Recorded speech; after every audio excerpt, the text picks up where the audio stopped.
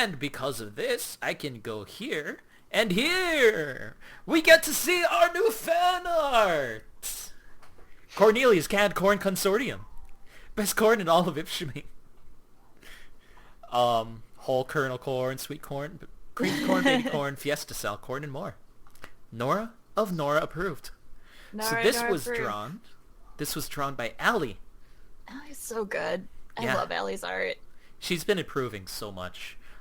If this whole adventuring thing doesn't work out, at least Nora can be the spokesperson for canned corn. That's right. Why not both? Why not both? Yeah. Why It's not great. both? Who wants canned corn, bitches? It's me, your boy You've Nora. now lost all your advertising revenue. Stocks were up, me. stocks were up, stocks were up, stocks plummeted. Yep, pretty much. All right, I'm gonna just me, tweet out this Nora. link. Tweet this week out. Tweet this week out. Hopefully this race won't be as corny as last week.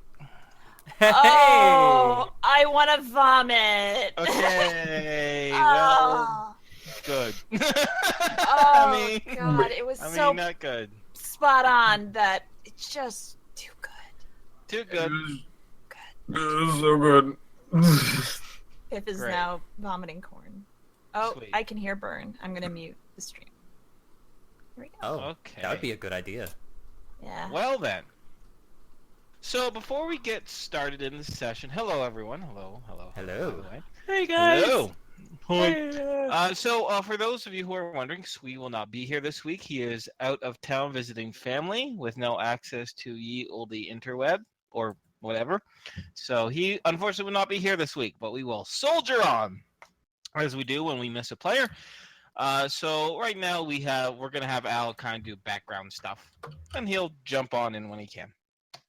Anywho, do you guys have any questions for me before we get started as to what happened last week or where we left off?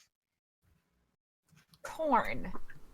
Yes. Well, we left off at corn, but there were things that happened before the I corn. think the rest of us were in the mall, right? I remember everything up to the very end. Yeah. You guys all met up at the Mall of Michigan, Mhm. and you have a meeting at Northern Gun headquarters at 1:30 the next day, I believe. And yeah. I So- think I remember Mhm. mostly everything, mostly because of the corn. Well, see, that's really the trick as a GM for those of you who are listening who are looking to be GMs. Yeah. If your players forget something, is because it wasn't interesting enough. But So- corn. So we found the parts of the game that is most interesting to Criana, I mean, I am from Wisconsin, so it kind of makes sense. I guess. Corn sounds like cow. No offense. Okay, so cards on the table. I have kind of two main scenes in mind to kind of start the session underway. All right. Now, you guys do have a pretty much a 12 o'clock standing appointment with Z, your new robot informant Yeah. from another time and place. So if you guys want to meet up with him, trade information, or just say, "Hey Z, how's it going?" Let me know. We can either do it narratively, where we just talk about what the meeting is about, or we can role play it. Mm. And then, frankly, after that, or if you guys aren't interested in that, you don't meet up with him. I plan the next scene I really had in mind was you guys meeting with the Northern Gun. But there's going to be a good almost 10 hours or so between where we left off with the smuggler and finding the smuggler, helping out that agent with the smuggler, and nowadays and at the meeting. So if there's anything you guys want to do specifically, let me know, whether it's picking something up or role playing with an NPC or something like that. That's fine, but where do you guys want to pick up? Mm-hmm. I think if Lavin had some spare time, he'd check there's a job board in Ishpeming. I think that you guys Checked it before, right? Yeah, the info terminals. Yeah. Now, are we talking about like merc job? Or are we talking about like regular job? Yeah, I want to do some labor. Drive a forklift? No, I work jobs. You know what? You don't have to be sarcastic. After the end of last session, where Nora literally did manual labor, is it so bad for me to ask? it's a fair Okay, point. okay. It's a fair criticism. I look for jobs in corn factories. Oh my god! Now you're just fucking trolling me. All right. Well, okie dokie. Give me a moment as I think. Now, see, you have. Well, we actually introduced you as a character, Lavin. There are a variety of ways in which a mercenary, especially in Ishpeming, gets contacts. One is a general kind of merc section of their info terminals, but those are like open bounties, for lack of a better word, right? And you know about those ones is that anyone who has a gun and maybe 2 brain cells to rub together and needs some money, do it, right? So sometimes you find a bunch of adventurers or, amateur types do stuff like that. So the really sweet contracts are in 2 locations. One is in Ekaneba, also known as Merc Bay, which is actually a coastal town to the east of Ishpeming. That place is pretty much Merc central, right? Like you have to be a registered mercenary with a northern gun, and you get prime. You can get. There's the opportunity to get good contracts.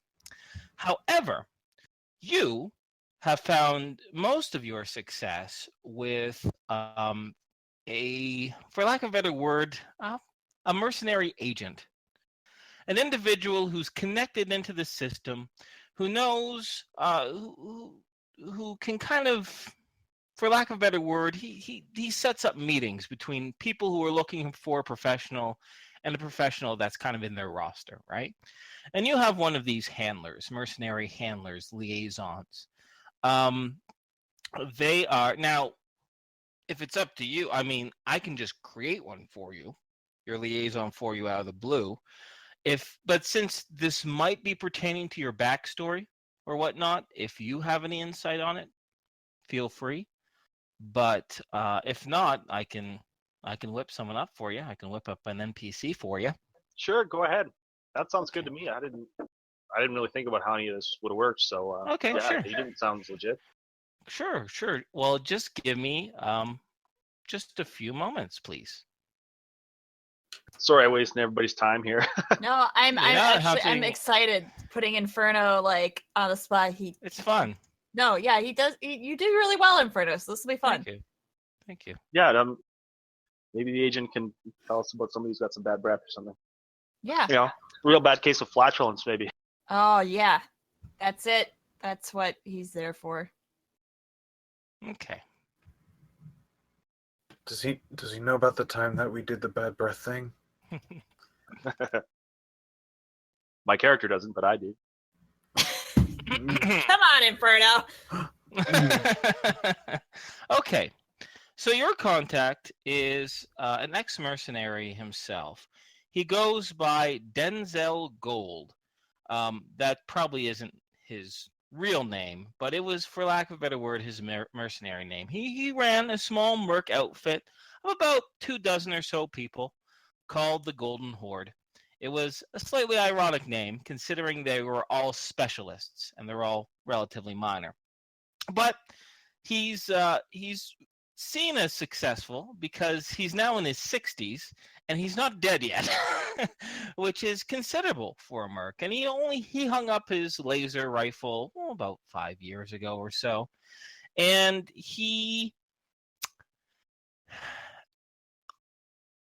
the rumor is that Denzel Gold, has ferreted his money away into like these kind of shady deals. That's kind of rumor on the street. So even though his house is like really small and everything is like all of his furnishings, all of his transportation are all very dull, run-of-the-mill stuff, right? But you have a very good inclination that your chief contact, this Denzel Gold character, likes his money to work for him. He always talks about, putting his money, his credits out so it can be invested. And what he really does is he invests in people. All of his money isn't in his house or isn't in a bank. It's floating around in all those contracts. And you are one of the folks that he's invested in. He has actually assisted you in getting you your starting equipment. He helped you get your jetpack. He knows good contacts where you get very cheap electricity, cheap fuel for it. And more importantly, he set you up on a bunch of these contracts, including you actually meeting Victoria Watts and the Loss Prevention Office. So clearly, Denzel Gold's contacts are pretty far-reaching. So you can always contact him. He doesn't like talking on the radio, and he hates the info terminals because since he's retired, he's packed on a few pounds, and he doesn't like, leaving his house. So you have to, as always, pretty much meet this guy face to face. At the very least, if it's an emergency or you're really, really far away, he'll answer the radio, but you'd have to meet him face to face to see if there's any other jobs going on. Would that be something that you'd be interested in? Well, in the interest of everybody else not being bored, do you want to come, or is there something else we could do? Or, I mean, I would, but Yeah. Nora doesn't trust you, so she'll come and see what your deal is. yeah, maybe I'm backstabbing you guys still. Yeah, probably. Okay. Well, I don't expect this to be an overlong scene or anything like that. So don't worry about other folks. We'll focus on everyone else in a moment. Like, I only see this taking maybe about 15 minutes. Is that okay with you, Piph Burn? Yeah, that's cool. Okay. Can I still come? Of course you can still come. Okay. Everyone else can still come. Patrick can come. Tom can come too if you want to. If not, don't sweat it. I think Tom's cool with just puttering around the mall with the NPCs. Okay. As much as Patrick wants to talk with Nora, I think it might not be the best place in a job interview setting to question her. So I think he'll join Tom. Okay. Great. So we'll do Lavin and Nora here, and then we'll move on to you and Tom. Sound good? Yeah. Sure. Okay. So, Lavin, you and Nora walk over to the north end of the city, the very, very tip. It skirts the edge of the, I guess you could say, the high downtown core area of the city, and his home is kind of tucked between two, I guess you could say, golden age style homes, modern homes. Denzel Gold's place does look like it's been newly built. It was built maybe about 10 years ago or so. But unlike the wonderful shingled roofs of the neighborhood around him, he has like a flat metal box at the top of his home. And you can see a variety of solar panels have been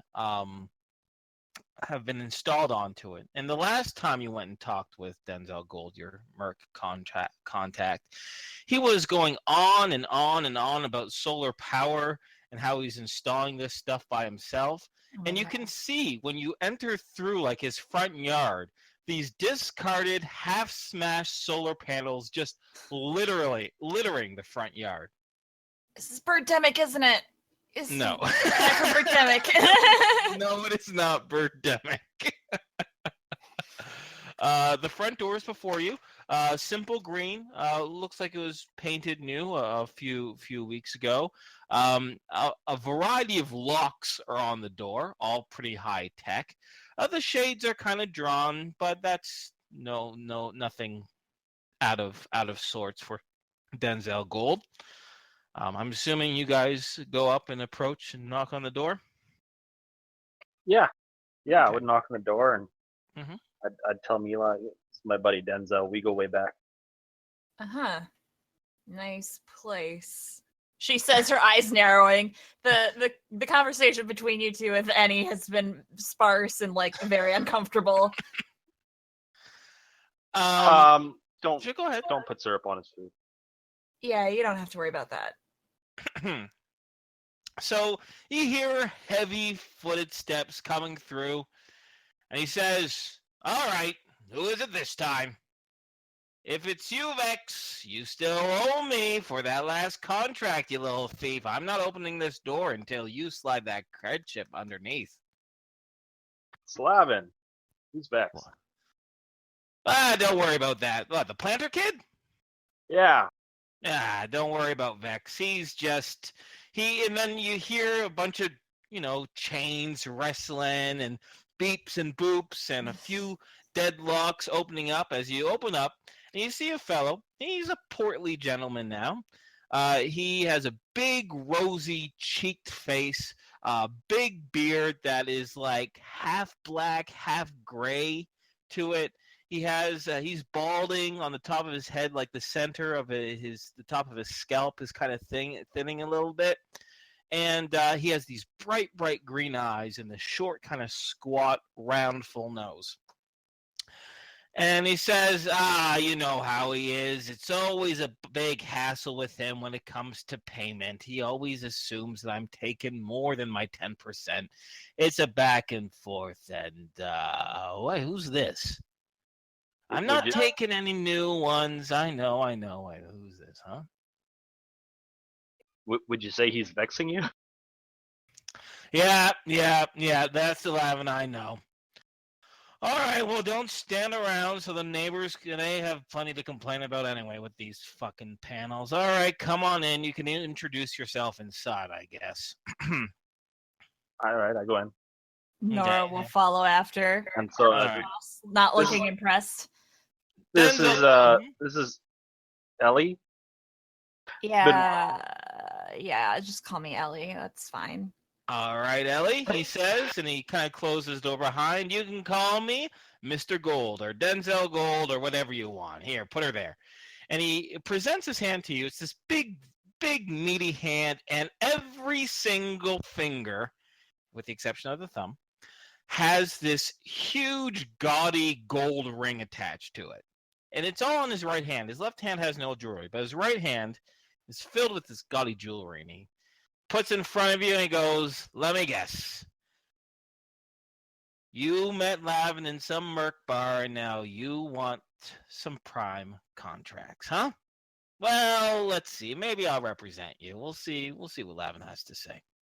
Pretty flashy, she says, looking at the hand.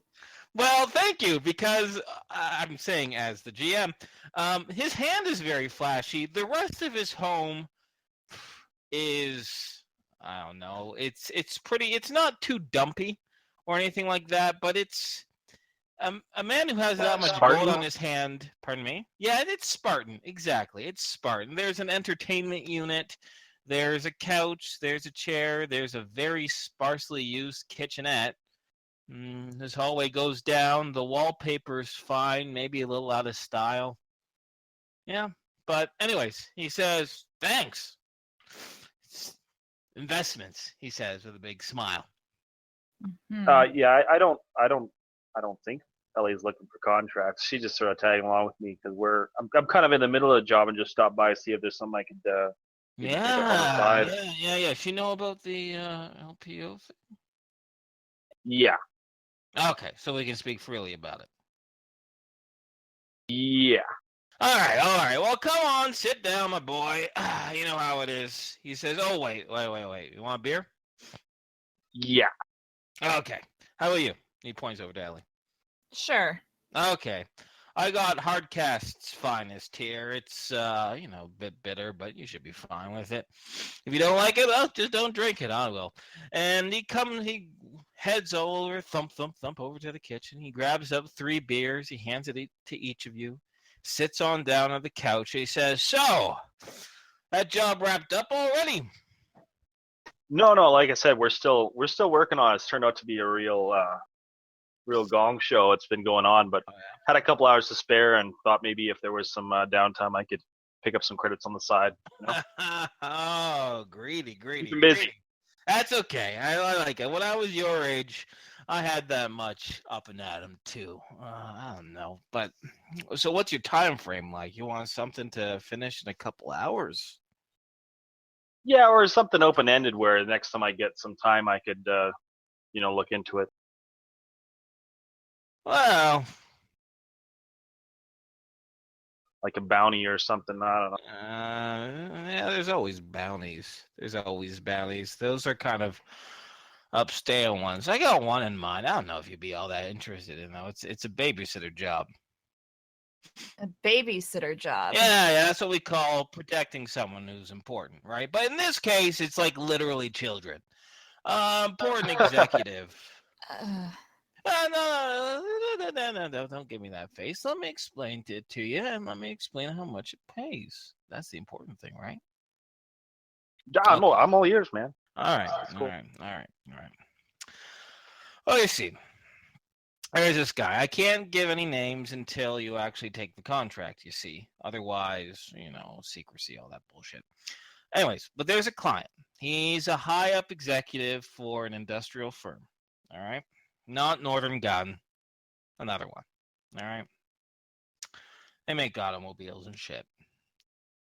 They got this kid. Now, there's been rumors, notes, messages that they plan on kidnapping this 5-year-old kid, right? So he wants on-the-clock protection. Problem is the kid apparently is a bit of a handful, and he's spoiled rotten. So no one really wants the job. They try the job for a couple hours, 3 or 4, or maybe a day or so, and then they quit. They even, listen, you know what it is to break a contract. There's always a fine, right? So not only do these people not get paid, but they have to pay a 5,000 credit fine for breaking the contract. And so far, 13 people have done this. I need someone who has patience, who can keep an eye on the brat for at least, oh God, he says it's ridiculous, really. They're paying 5,000 credits an hour. What's wrong with this kid? What's the fine? What's the fine for quitting the job? 5,000 credits.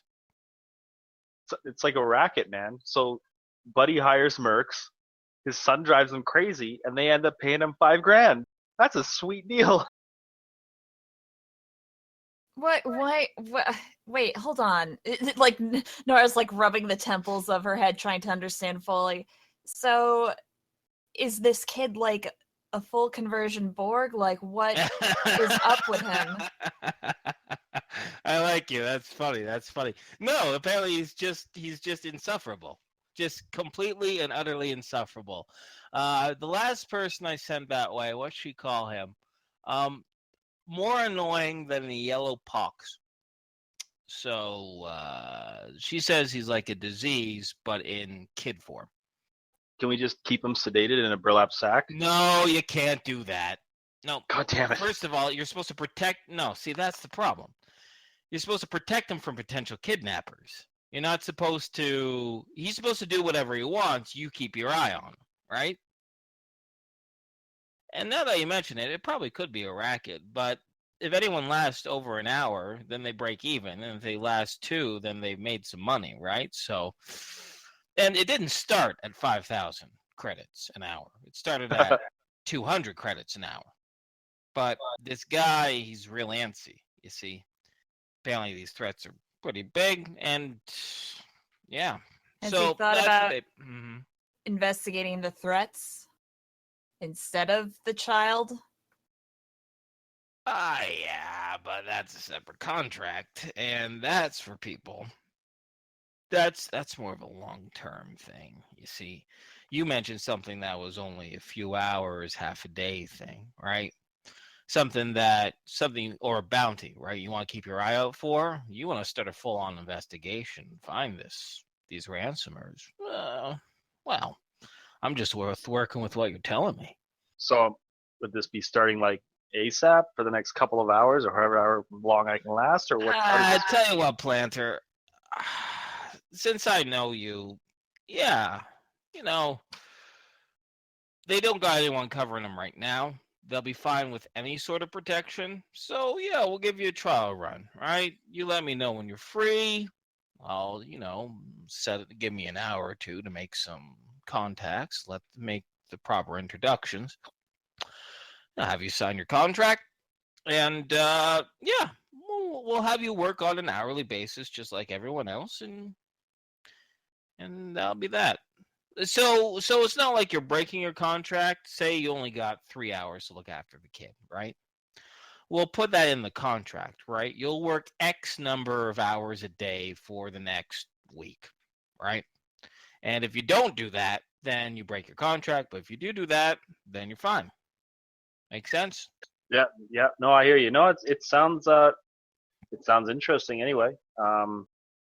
So if you need a few hours, then now obviously it won't work because I got to make a meeting in a little bit here. But I'm totally interested in. I'll give you a ring or just show up. Okay, I got one other here for you. I don't know if it's your cup of tea, Planter, but once again, it works with a flexible schedule. I don't like tea. Yeah, it's just a saying, kid. How many times do we have to go through this? Anyway. I need someone to bust up a union. Like, I don't mean like bust up, like break people, right? I mean, like working for Walmart here. No? Out of character. Working for Walmart. No, you're not working for Walmart. It's a contract. Pretty much what it is that one of the industrial warehouses here in Ishpeming, their workers are on strike. They hired temporary workers in the meantime. There's a big picket line, and apparently people are getting accosted crossing the line. So you're going to bust up the union. No, I guess I was being a little exaggerating.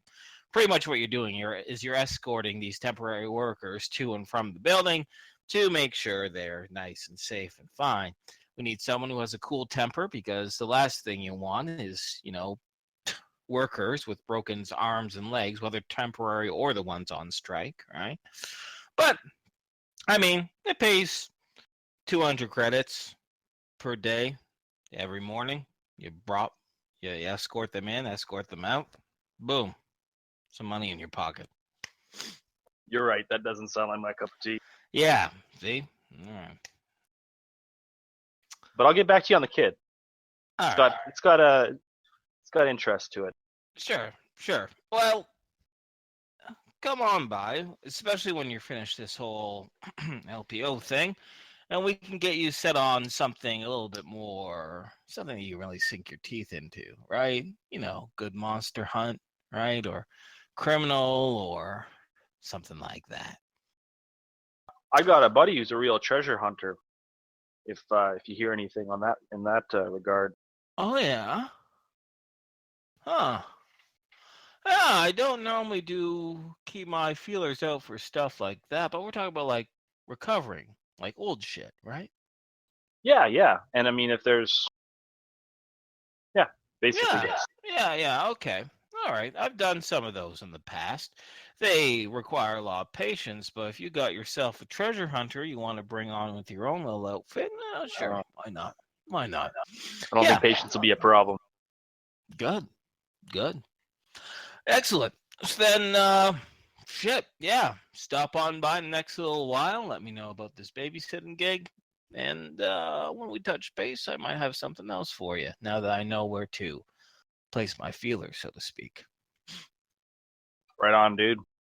Thanks. Yeah, right on, he says. As he stands up and hefts his bulk, he says, these kids nowadays, huh? With your lingo. Whatever. Hey, you want some solar panels? I'm giving them away. They're shit. I mean, they work. Well, the ones that aren't broken work, but it's not going to work with my arrangement here. I don't even have a house, dude. What am I going to do with solar panels? I'll take sell them. You'll take? Really? Yeah. I feel like Patrick might like that for some Okay. reason. Sure, we'll take him. Cool. All right. Well, they're in the front yard. Go nuts, he says. And as he escorts you out of his home, I'll just kind of gloss over it. There are 5 solar panels that don't seem to have any cracks in them. Their casings aren't broken. There's no wire sticking out. They seem usable, for lack of a better word. The other ones look like they've been thrown from a roof for some reason. Nora will hand him the empty beer bottle. Oh yeah, thanks, he says. Well, have at her. Well, you have a good day now. Yeah, take care, Gold. No, I always do. You keep making me my money, he says with a bit of a smile. Heads up, the first contract that you did and completed for the Northern Gun, Gold already took his take on that. And if you So now I'm moonlighting? Yeah, technically you're moonlighting. Because the new contract was just exclusively with you. They didn't contact Gold for that at all. So yeah. That's good.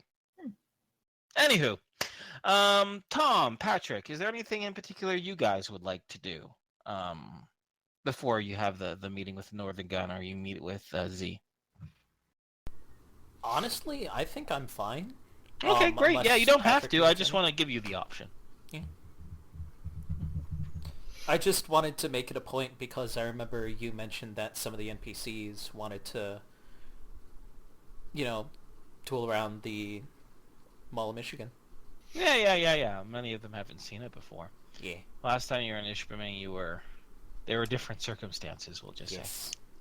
At some point, I'd like Nora and I guess Lavin hopefully would help her carry these solar panels to Patrick. Well, interestingly enough, the weight Nora can handle, but they are awkward. They're like a good 3 feet long by 2 feet wide. Yeah. Mm-hmm. So you're saying Mila can't climb buildings while she's carrying them? Yes, I'm saying that.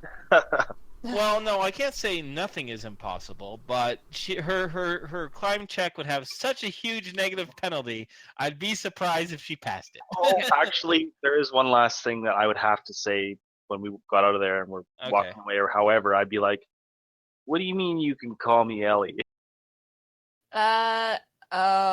She says, hang on a second. She'll set down the solar panel and she'll look at his hand and be like, can I use your hand for a second? Use my hand? Yeah, are you using it? It's a weird question. Kind of? Okay. Which hand? Yeah, Which hand are you looking at? Shut up. up. Because one's a robot hand, right? She'll grab your human hand. Okay. And she'll put it to her scalp and say, this is the reason why you can call me Ellie or Nora.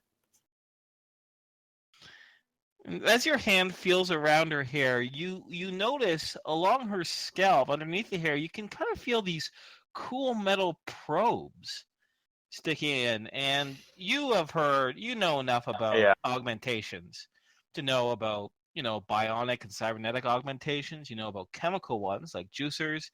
And you know these ones, which are called mind over matter implants. The individuals who use them are colloquially called crazies because one of the long-term effects of having these probes in your brain that stimulate and make you kind of superhuman creates a degradation of mental faculties over time that sprung up in all sorts of new and interesting ways. Yeah, I would assume that Lavin had looked into these things quite extensively since he's interested in all that. Oh yes, very much so. Right. Not only that, but you've heard, how all mercenaries like to tell tall tales, right? There's a few of them where there were some juicy contracts chasing down crazies that have gone completely mad, burning the countryside, so to speak. To put them down, for lack of a better word. Now, not all crazies, but some go so utterly insane in their later years that they become destructive. Okay, so that makes sense-ish. How's it working out for you anyways? I looked into those ones. Yeah, don't do it. She'll say plainly. As you can see, that's kind of the conclusion I came to. Probably a good plan. Oh, I get it now with the human hand because he has a bionic. Yeah, Won't do like much good. which hand was she wanting to? Sorry, I was thinking like organic or metallic because human. I was like, is non-human hand? Yep. But technically, it's not human. It's not flesh and blood. Well, there you go. And now the final pony has crossed the road. Yay! Which is me. Like the derpily pony with like eyes cropped. prancing over with its tongue hanging out.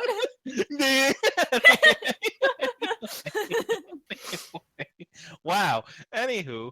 So what do I call you? Last question.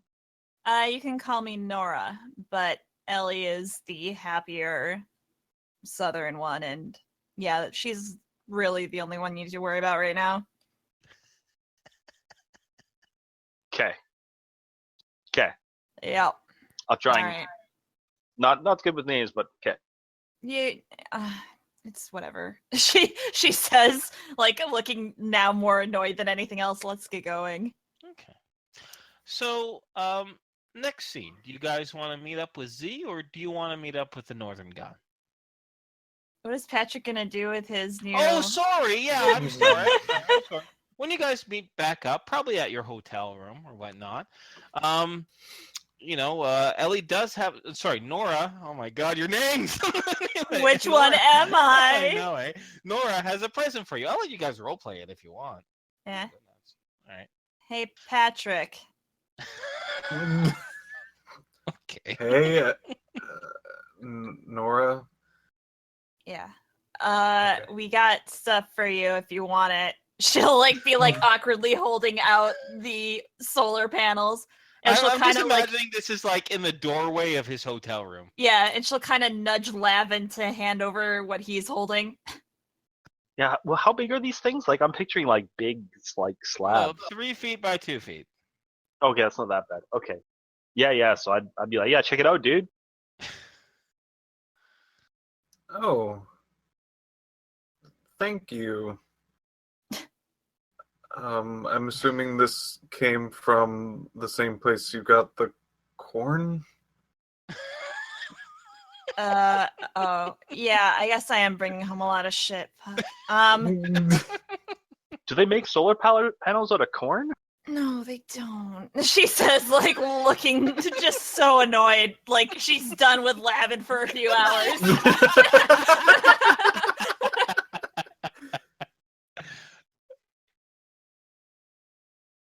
Do you want them?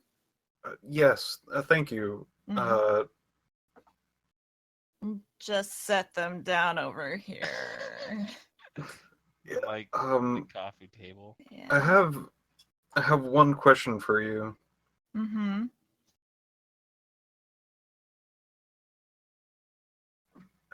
How are you? Are you okay? I guess I have been sort of away. Kind of. Yeah, I'm okay right now. Things got a little intense, but things are okay. It's good to hear. How are you? Oh, I've been pretty good. Ellie's been, you probably already know. Mm-hmm. Yeah. Just oh. Yes, thank you for the panels and corn. Yeah.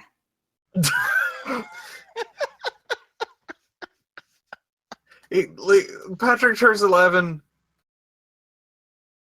Yeah, I'll go to the bar. I'll see you guys. No, wait, I have quit. Okay. Well, okay, what? This is awkward. Nora gets surprised by Lavin returning. But I'll ask you later what...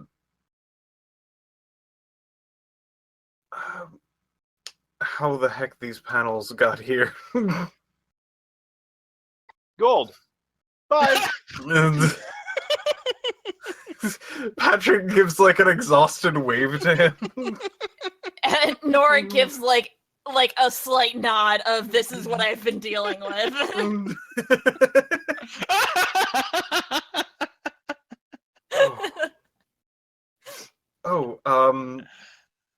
Yeah, welcome back.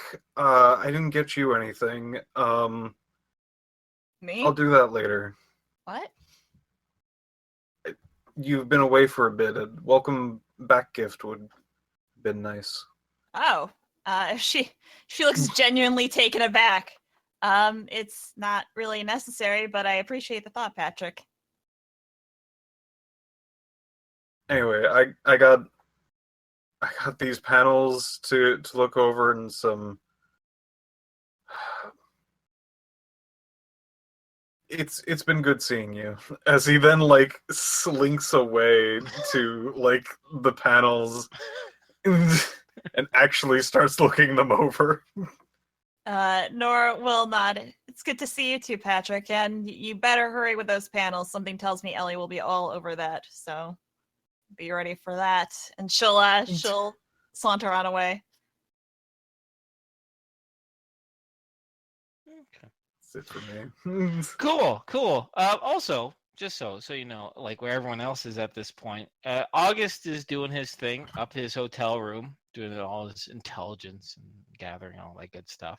As for the rest of the NPCs, like Alicia and Marlis and Zoe and Blink and Bear, Oh my! oh my, they're all at the Mall of Michigan, having a kind of wonderful time shopping around, perusing around. Nothing. I hate to be like, oh, nothing much of note happens, but other than just some shopping, some socializing, well, talks there. There isn't anything really in depth to report. So I hope you're okay with that, Bern. Yeah, that's cool. Okay. Tom has ice cream. Where did you get that ice cream, Tom? As Bear's like sprinting Terminator style all the way over. You see his head slink down. He just takes one long lick and like takes up an entire scoop of ice cream, puts it into his mouth, and gets brain freeze and freaks out the Mall of Michigan. Starts smashing into everything. Oh God! You know my pain, Bear. You know my pain. Okay. Anyway, so where do you which meeting would you guys like to go to? Well, I do believe at the very least we should meet with our robot friend, because he did say that if we missed a meeting that he would assume that we were dead. After like a couple weeks of missing the meeting. Yeah, he said we could miss him at will, but my vote's on meeting the robot too. Yeah. Okay. Okay. So you go back where you meet him the first time at... Oh, do you guys try to be there right on time? I know Patrick will. Okay. All right. I would, well, earlier. We'll try. With Patrick leading the way and he kind of knowing the distances in the city, you're able to traverse, and you do have a streetwise check too, so you're able to traverse the city easy enough to get there on time. Sure enough, this is just at the... give me a moment here, so I can kind of just set the scene proper. All right, so this is in the southern end of the city, right? I don't want to say it's like, I guess you could say it's a light residential area. There's homes, but there's also like a few tiny shops around. Think of like where you might live in real life, right? Stores aren't just in the downtown area, right? They're scattered all over the place, wherever the most foot traffic is, right? So sometimes there's a small cafe or a small retail store or a coffee shop or something like that, right?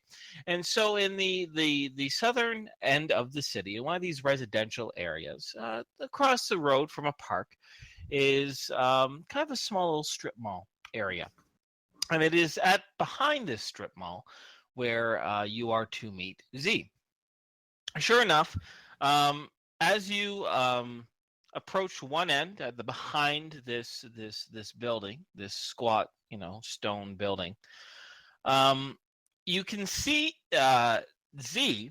He's kind of standing in front of a dumpster, and he has one of his, hands out, and he's kind of tapping the lid of the dumpster a little bit, just in this strange series of events. And you kind of hear this small, tinny click, click, click, click, click sound. Noticing movement off to his side, he turns around. He's still dressed in like a dark gray hoodie with a pair of simple slacks and boots, and his white, clear light of eyes turned towards you. His mannequin-like face his mouth opens up. He goes, contacts, you are well. You are here for our meeting. Excellent. Please do not mind me. I was attempting to learn new frequencies, new codes, practicing binary. That is something to Adorable. get used to. Thank you. But we are here on a more important reason. The Hell Riders. Was the information I provided you useful? I forget, what did he provide us? He provided you, for lack of better words, he provided you with his recordings, interviews, interrogations, and a huge swath of data that he's been accumulating over the last while since he's been Ishpeming, that has not only correlated a bunch of the Hell Riders showing up and really impacting these 4 major neighborhoods in Ishpeming, but also information in regards to 2 individuals he believed lead the Hell Riders, this Jester Keaton and Squinting Nell. Does that ring a bell now? Yeah, Mhm. Yeah. but we haven't been able to do anything with that. Well, unless we you gave it to handed it August. over to the Northern Gun, and that's about it. Mm. Oh. Well, you've provided it to the Northern Gun, and that's about it. Right? Yeah, you did that. Yeah, that Yeah. sounds right. Yeah. Anyways, he'll look to you. We're still compiling. I understand. It was a huge swath of data, and your capacities cannot process that particular digital information nearly as fast as myself. That is fine. We all have strengths, I have been told. You can cast magic. I cannot. Patrick looks over at Lavin. What? I can't cast magic. Oh, my error. My apologies. We'll adjust that information for future encounters. I have made an observation in regards to the Hell Riders. Perfect. That's why we're here. Excellent. I have calculated there is a 43% chance now that their code has been deciphered, they may change this code once actions have been taken and to prevent their operations. Therefore, I have begun my newest objective to disseminating new information, specifically through conventional radio channels. I have acquired a decryptor. I am now browsing currently 392 different radio frequencies and hoping of finding code words or hints towards Hell Riders communicating in a new, novel way. I ask you, are there any code words, important names, or other such information I could utilize to help in my search? I would look up Piph or at Patrick. You decrypted the code. Can you think of anything? I can't think of anything. Well, to be fair, Lavin, you helped too, but I can't think of anything. Okay.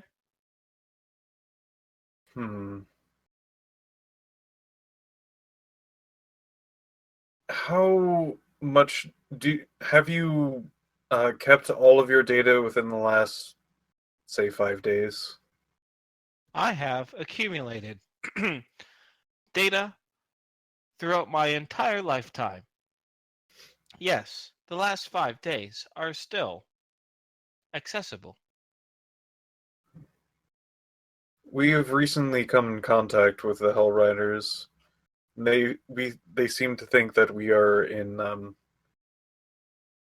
collaboration with another gang called the Black Market.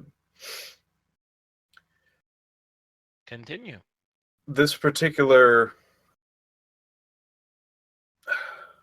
if they were discussing something like this, there would be specific radio transitions between, I would assume, the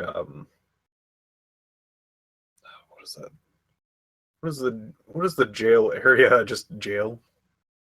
Like the prison? Yeah. Prison. Northern, Ishpeming Penitentiary. Yeah. There is a few 4 of their ranks within that particular area.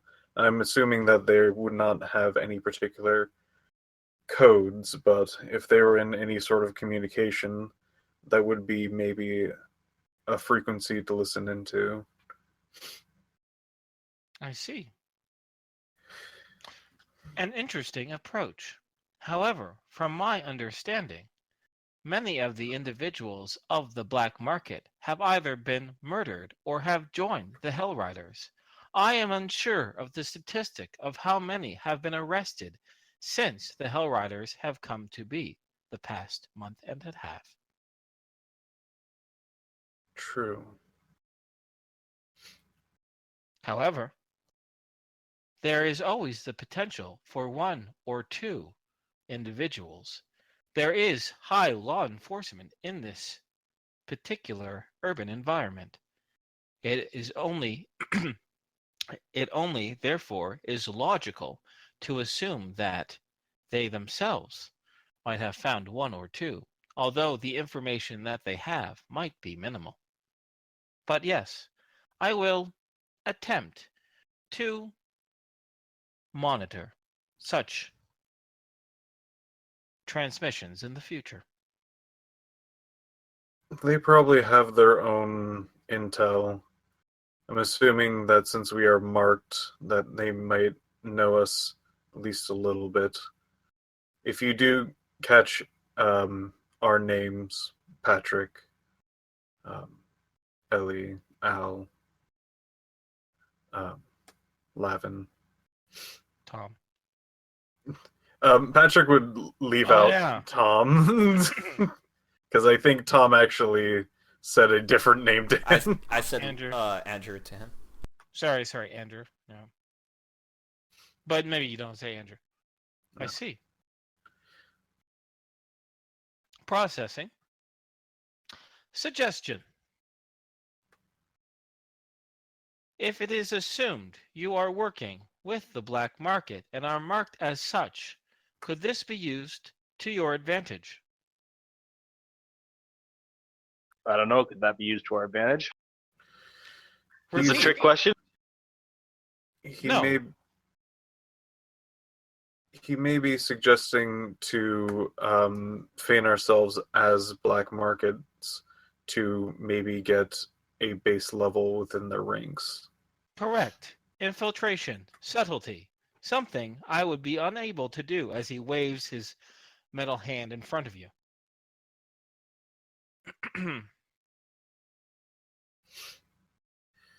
We have considered this before. We're currently going through different avenues, but it is good to keep that in mind. I understand. then there's like a lot, like a 5 seconds of pause, and you hear kind of this little click behind his his head, not behind his head, but in his head. It might be like I don't know, like a ticking noise or like the sound of like two like wires coming together. We're getting He a says, fax. Yeah, no, almost kind of.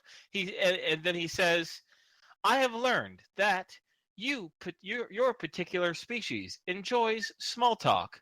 We shall engage in small talk for the next 3 minutes and 42 seconds to set you more at ease. Oh no. Please tell me, where are you from? Do you know any new jokes? How is that weather? Etc." Patrick looks over to Tom. Why are you looking at me? If you do not enjoy this particular conversation, perhaps I can suggest another. He swivels his head over towards Patrick as he says, "You yourself, when you first met me, mentioned something about other robots of high technology. Have you met more of my kind?" There was a talk of a brain. Yes. I would definitely say that it was probably not the same. It's probably not the right word, but model as yourself. Excellent.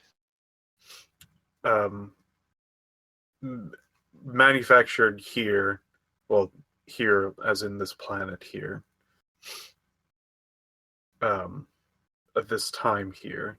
I don't know where you entirely come from, but it I does have not not seem. yet disclosed that information. Are they interested in efficiency and optimization as I am? No, you could I say would. that.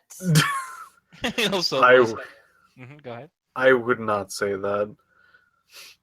They're interested in building, and unlike yourself, that likes to takes go into a system and optimize. They like to remove the system and make their own. I see. Well, we are done with small talk now for the day. Is there any other assistance I could provide my new accomplices in optimization? Could you optimize my bank account? Please explain. Oh, no. Is there a discrepancy in your funding? Do the numbers not match up? No, they're way lower than they should be. I put my arm around him. Like, let's talk about this, buddy. Buddy, a colloquial phrase used for affection and friendship. I notice your arm is around my shoulder as well. Shall I return the gesture? Yeah. Okay, here, like his arm moves up and like clamps around your shoulder very awkwardly. Please, now explain, buddy. Why are your numbers so low? Have you not put in enough monetary units into your account? I can only assume someone's been stealing from me. Stealing, theft, criminal, unoptimized. This must be investigated. Where do you bank? Oh my god. Oh, here we go. I guess I would explain because I don't know. the NGMI Bank, Northern Gun Monastique Imperium Bank. Yeah, that MGMI. Do you have bank account numbers?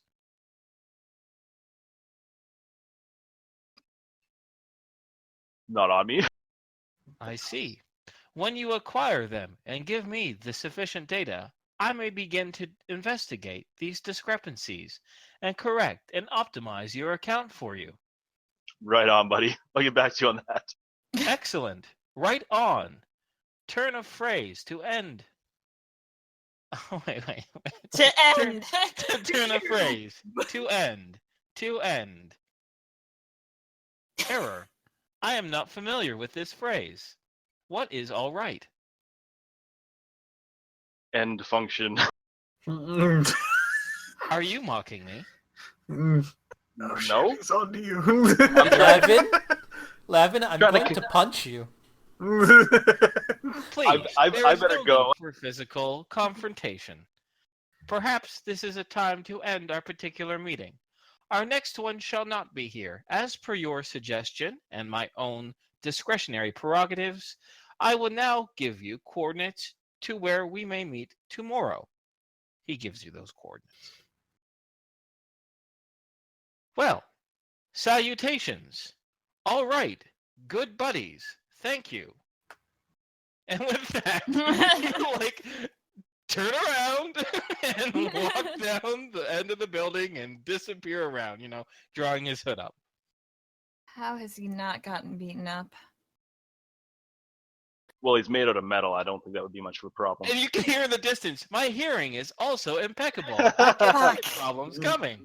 In addition, I have many combat capabilities I do not wish to use at this time. Good day.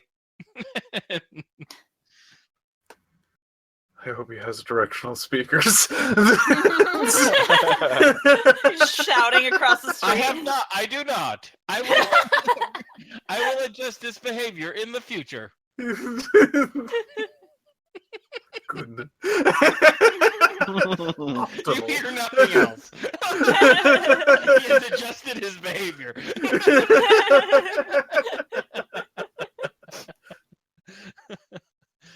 Okay. Sorry, I gotta just get the last little chuckles out. That was great. Okay. Meeting up with Northern Gun? Yeah. I do believe so. Okay, all right. So since I described, you going through the security checks before and going up to the highest levels and going through secondary security where even like Lavin's, I guess the vibroblade has been already kind of not dismantled, but deactivated.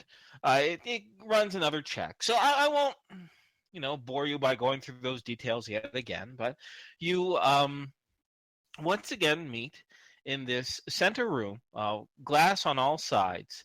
And once again, this time, the vice president of Northern Gun, this Lucas Buck that you were talking with, he isn't there. The only two individuals in the room is Victoria Sandler of the Loss Prevention Office and Lionel Lawrence, this chief loss prevention officer, the fellow with the thick glasses and thickish glasses, the big glasses and the long blonde set of hair. They're both dressed. He's not dressed in any official uniform. He's dressed in a simple suit, but Victoria Sandler is in her regular, I guess you could say, uniform. And it has her normal face too. No face changing magic on this one. Not magic, but cybernetics. You're all invited to sit down. And Lionel Lawrence has like this, I don't know if it's creepy, but it's like a thin, satisfied smile as you all sit down. And the door is shut behind you. And as soon as the door is shut, there seems to be like this little dye or pigmentation begins to flood the glass walls of this room, completely tinting it so dark, it's almost black, giving you all some privacy. Some lights above you shine down to kind of illuminate the area. As Lionel Lawrence starts off, he has his hand resting on the little hard drive that you gave the Northern Gun, the Loss Prevention Office, the one that you acquired from Z. His hand is resting on it, and he says, "Since your meeting with Miss Sandler, yesterday morning, you have been extremely productive. To say you've done an excellent job would be an understatement. Not only have we deciphered the main way in which these Hell Riders are communicating with each other, But thanks to your assistance for our own agent, Callum Bradley, we have now been able to identify and eliminate a long-running smuggling avenue within our city. In addition, this information from your informant is, for lack of a better word, a data goldmine. I'm not too sure exactly who this individual is, but once this is all done, I would very much like to shake his or her hand. With these new tools, we are in much better shape than we were last week. We have the enemy. We have disrupted their lines of communication, and we have cut off the avenue in which they get supplied in both personnel and in equipment, both legal and illegal. If this were traditional warfare, if this were traditional battle, we would have a significant advantage if we were on even terms. But it's even better than that, because the Loss Prevention Office is much larger than any sort of ragtag set of vigilantes or criminals. With this in mind, I have decided to give you complete and utter clearance in regards to the operations of our operations against the Hell Riders and the black market. And unless you have any follow-up questions or comments, Miss Sandler can begin to brief you. I'm good. I got nothing. Interesting. Very. So, give me a moment as I drag all of us across the universe, across a million maps, which I still have not deleted, and they're just hanging around Roll20, because why not? Diane! Yeah! Yeah, Diane. Baron's Post. Oh, Yeah. shit. Giant Okay. Baron. Wow. Miss Sandler stands up, and the clear metal table before you begins to kind of slide away, and underneath the thin top layer of the actual meeting table shows, for lack of a better word, like a computer screen beneath you, and beneath you, you kind of see this layout that we see before us in Roll20. And she says, "This is our ongoing investigation against the black market, specifically the black market that is operating here in Ishpeming. For as approximately 7 years ago, we believe the chief primary contact, an individual that we have named, codenamed Diamond, established their illegal activities, their rackets, their different avenues of funding. It grew considerably until approximately 3 years ago, in which we were notified of it and believed to have crushed it. But we did not capture Diamond, nor her higher tier associates.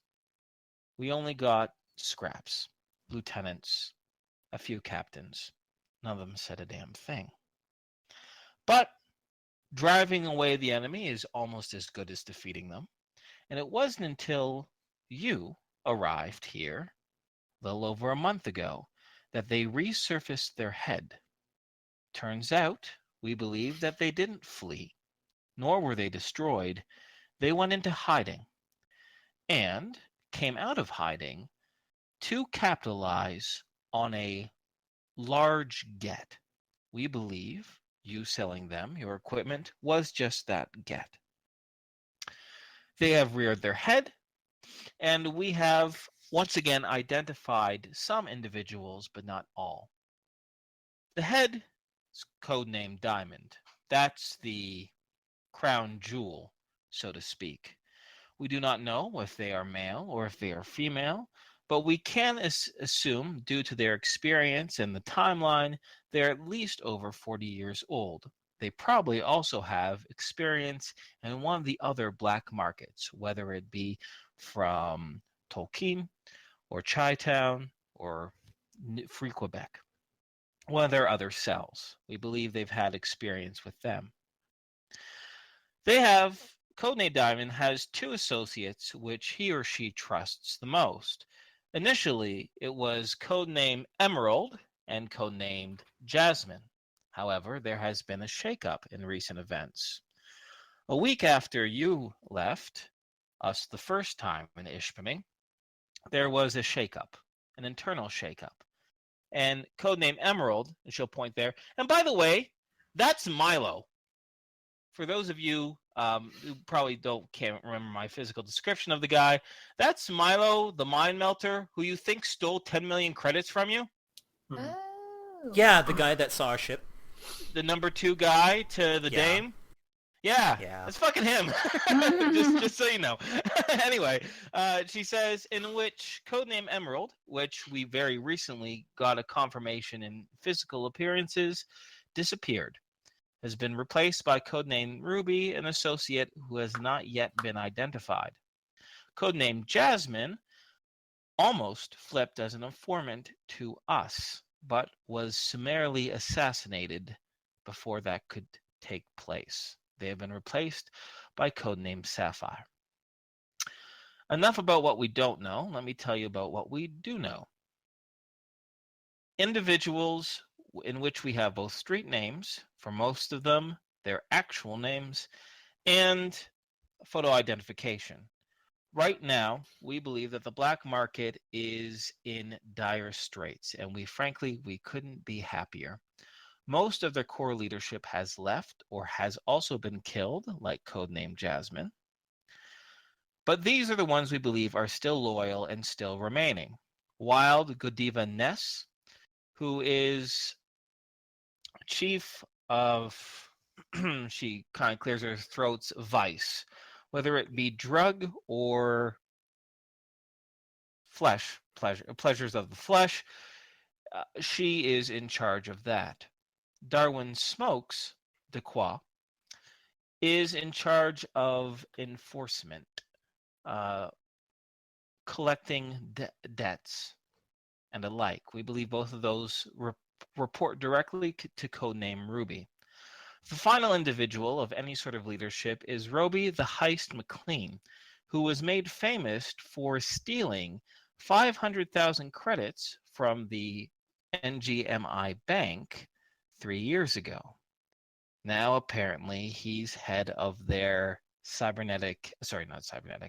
digital intelligence network, encryptions. Apparently, he's quite brilliant, too. With the recent activity on the streets, fighting the Hell Riders, the black market has been gone through an astounding number of manpower and assets, in which most of their soldiers, their fighters, are probably dead or have fled at this point. There are only 2 exceptions that are still hanging around. The first is Billix. That is the only name that we have for her so far. She is a cleaner, a professional assassin, and a professional killer, which we believe has been brought on from one of the other black market cells, probably the one from Iron Heart. She's extremely deadly, and we believe this is the black market's final saving throw in trying to stave off the Hell Riders. The other is an individual that you yourself have reported to have met, a basilisk. This is a new enforcer as well. We also believe that they are from out of town, more than likely from another black market cell, or perhaps a personal favor for code name Ruby, Sapphire, or maybe Diamond themselves. They are showing more and more to be the chief protectors for the assets and the only one who has shown any sort of success in repelling sorties done by the Hell Rider Corps.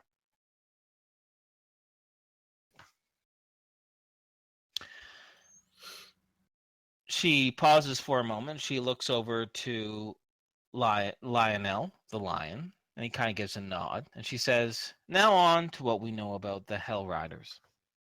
Thanks to the information that you provided us, we can now give both significant names to what we believe to be some of the chief leadership of the Hell Rider Corps. The Hell Rider Corps operates as a paramilitary organization in which small squads make up most of its military power. Thanks to our interrogations of the individuals that you managed to capture and the ones of your friends, we are able to confirm some of this data. They are given limited knowledge. They are given significant resources and significant training. In addition, most of them are what we would call true believers. They truly believe that they're making the streets a better place by ridding this Ishpeming of the black market. Now, if only they decided to join law enforcement or our espionage unit, they might find some actual success. She clears her throat after that little snide remark, and she says, more to the point, they are compartmentalized, insulated, and are given limited information. We believe each squad has a handler. The code that you deciphered yourselves implies at least a knowledge that needs to be taught. Individuals, even in Ishpeming, are not taught binary or how to read codes, especially in complicated artwork on the streets, which means there is a small elite unit of an indeterminate number of individuals. One person could be in charge of 3 to 5 cells. There could be one person to each cell, each squad of the Hell Riders. This has not yet been determined. All we know is that there is someone, probably multiple someones, who monitor these codes and communicate it to these hit squads. Higher up the food chain, the individuals who are controlling these captains. Thanks to the information your informant provided, we believe there are 2 chief suspects, probably working together. An individual named, give me a moment, Clive Jester Cameron, an individual from the now defunct Hellscape Street Gang. We spoke of this before, about his insufferable crass jokes and his ability of hiding bodies and making people disappear. The information provided, combined with our own, does make him the chief suspect.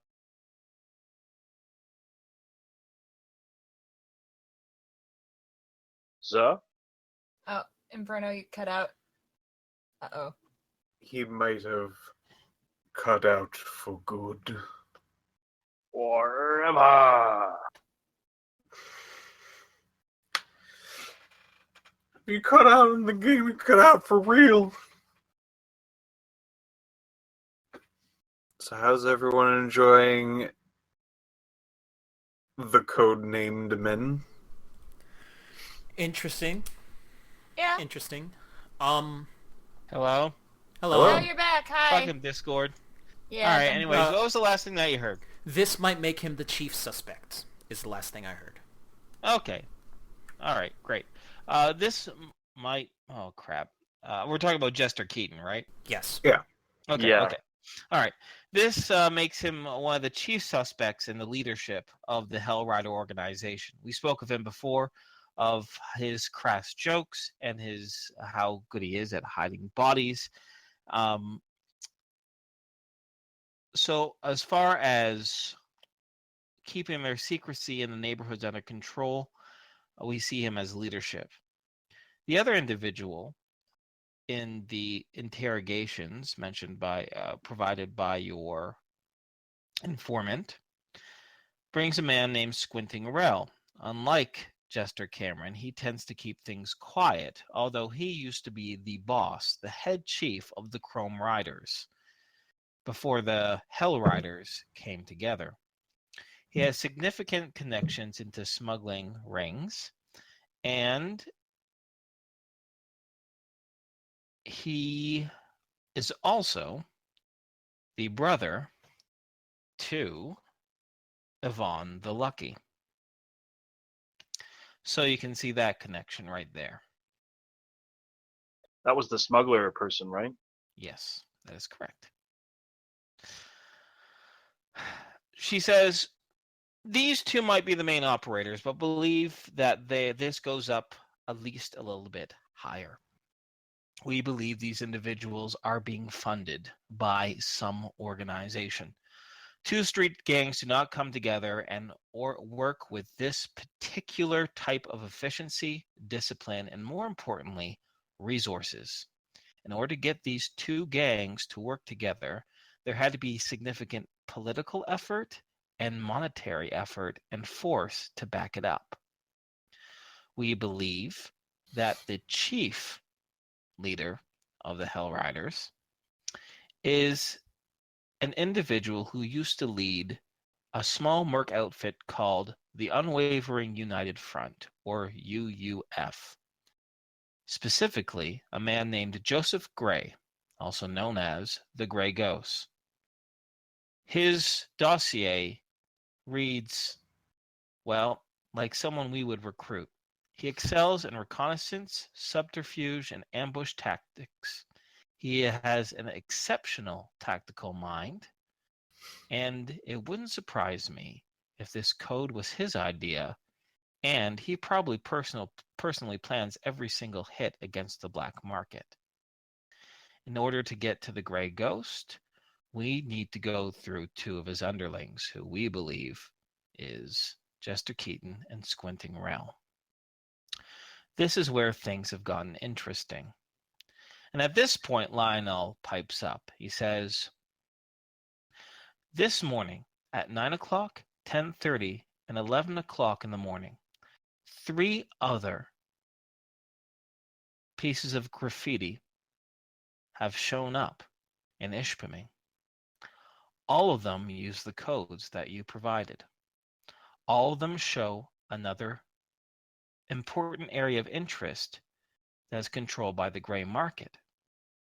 We have sent individuals, agents, and highly skilled police officers, and a few trusted mercenaries, he looks over towards Lavin, to maintain this area and to capture the Hell Riders as they come. None of them arrived. However, they were black market run operations, and we shut them down. It is clear that the Hell Riders are now communicating very openly about areas that were previously unknown to us, areas and businesses and fronts of the black market. I am sure they intend to let us do their dirty work for them, for us to go back on our heels and focus on the black market and leave them alone.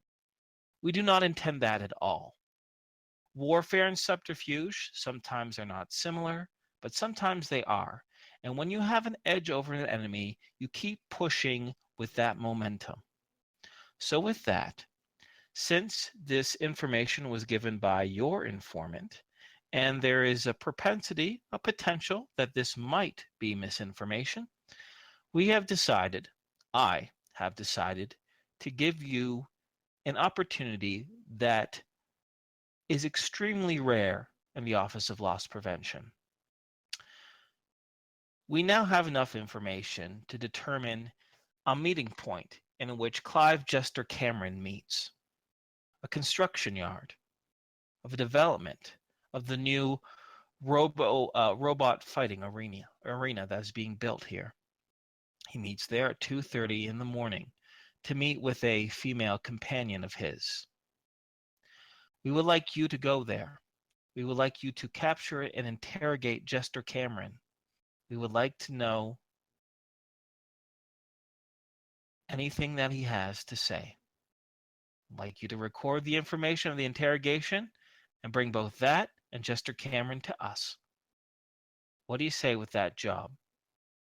And with, he says, in form of payment. Much of it has been negotiated with your contact. However, if I'm to understand Mr. Planter, sorry. Yeah, it's Planter, isn't it? Yep. Yeah. Mr. Planter, you have your own contract with us, correct? Yes. Consider this a bonus to your contract. Success of this will net you 100,000 credits.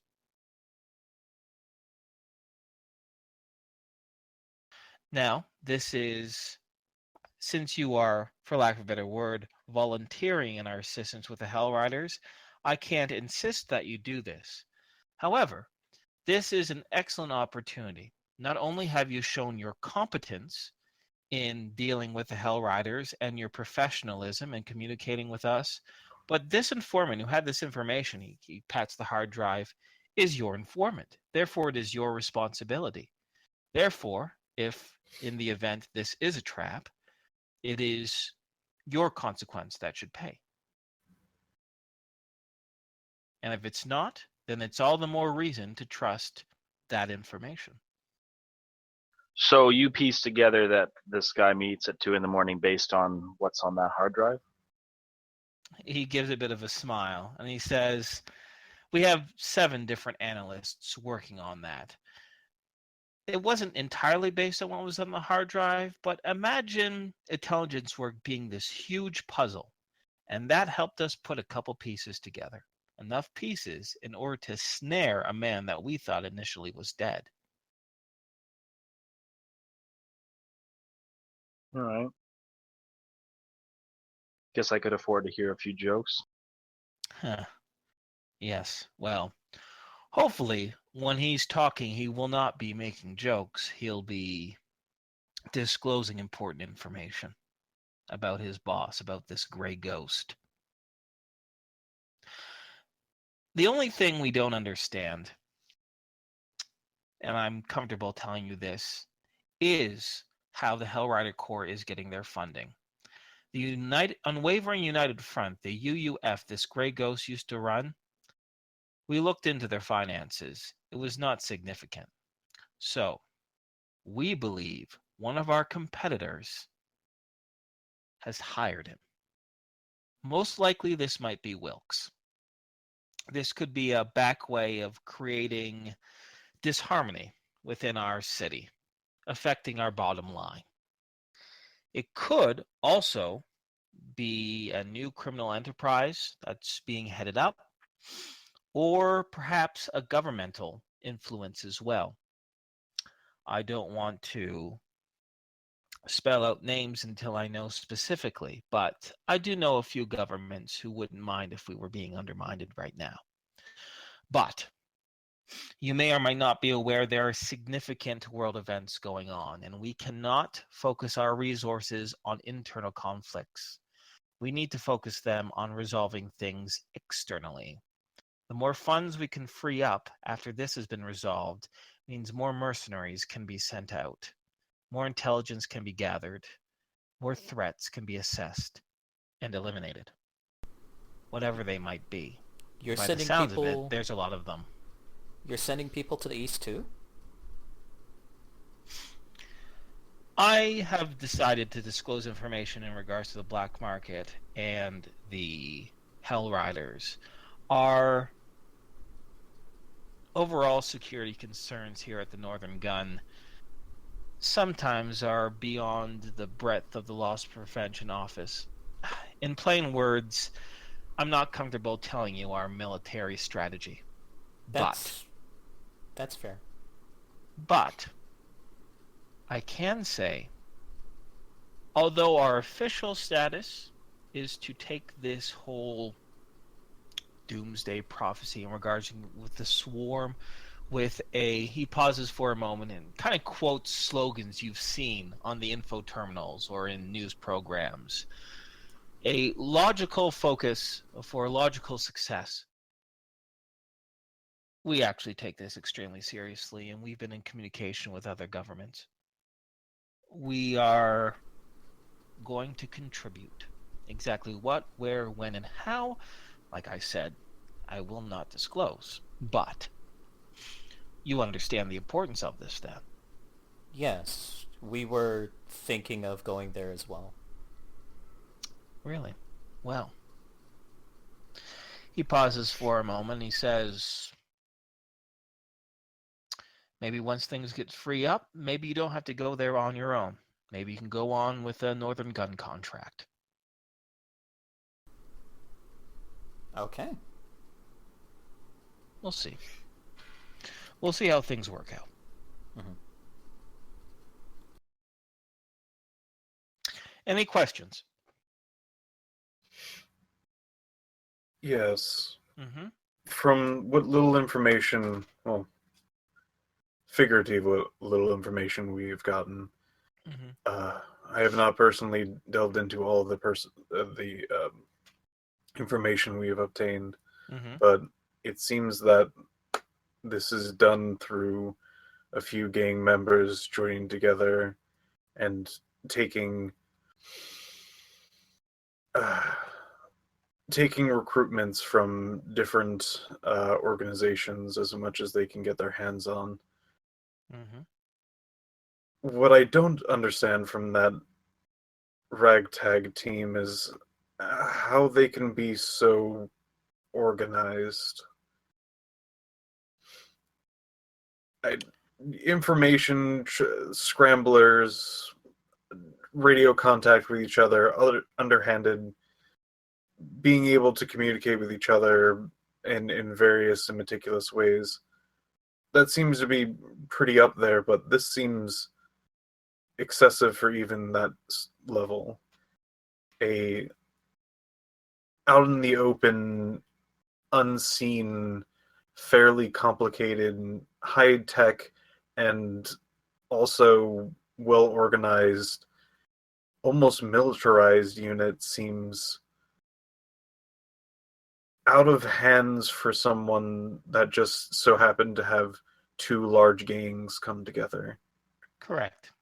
Your intuition speaks volumes of my own, which almost dictates there must be some other greater influence. In order to have, well, you just articulated, what started out as a couple of gangs turning into an organized paramilitary organization requires three things: time in which to train individuals, resources in which to equip them, and intelligence in which to find the right people and silence the wrong ones. This implies that there is a greater body, a much greater body at task here. The Hell Riders, although might seem like a couple gangs, is probably just a front. This was probably a long-term project for one of our enemies, a project that has now just seen the culmination. Since the Hell Riders have shown up on the scene only a month and a half, we can't assume, you know, we can't assume that they just started off a month and a half ago. They could have started training a year ago, 2 years ago, funding 3 years ago, 4. Time, resources, training. And here we are.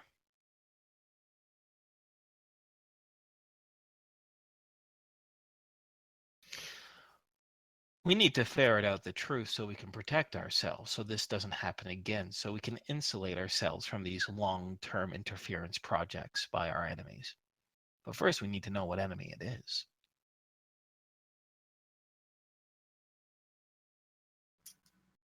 If Jester Keaton doesn't know, then maybe the Grey Ghost does. We'll find out. You said you wanted to help? Well, I think you can, considerably. Will I take that? I will answer further questions for you, of course, but may I assume in both your interest and your enjoyment of my possible bonus, Mr. Planter, you will be taking on this task for us? I'm in. I do have one question. Do we know, like, Ask all the questions you require.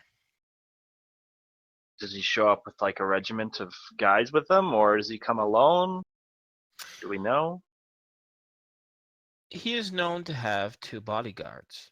One of them is a full conversion Borg, while the other one, we believe, has been killed in action against you back at the brothel when you're meeting this basilisk enforcer for the black market.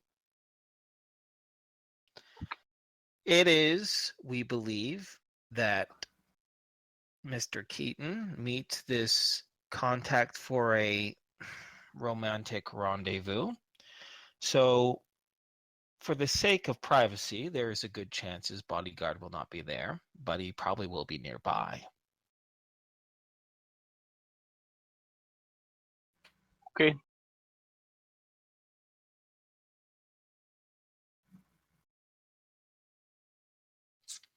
If you want tactical suggestion, I can provide it. If not, you have done very well for yourselves without any sort of micromanagement from myself, so I don't think that's necessary. Well, what would you suggest? Scoop him up nice and silent. Ambush him. Go to the site ahead of time. Wait for an opportunity to strike. Incapacitate him silently, so any bodyguard can't be seen.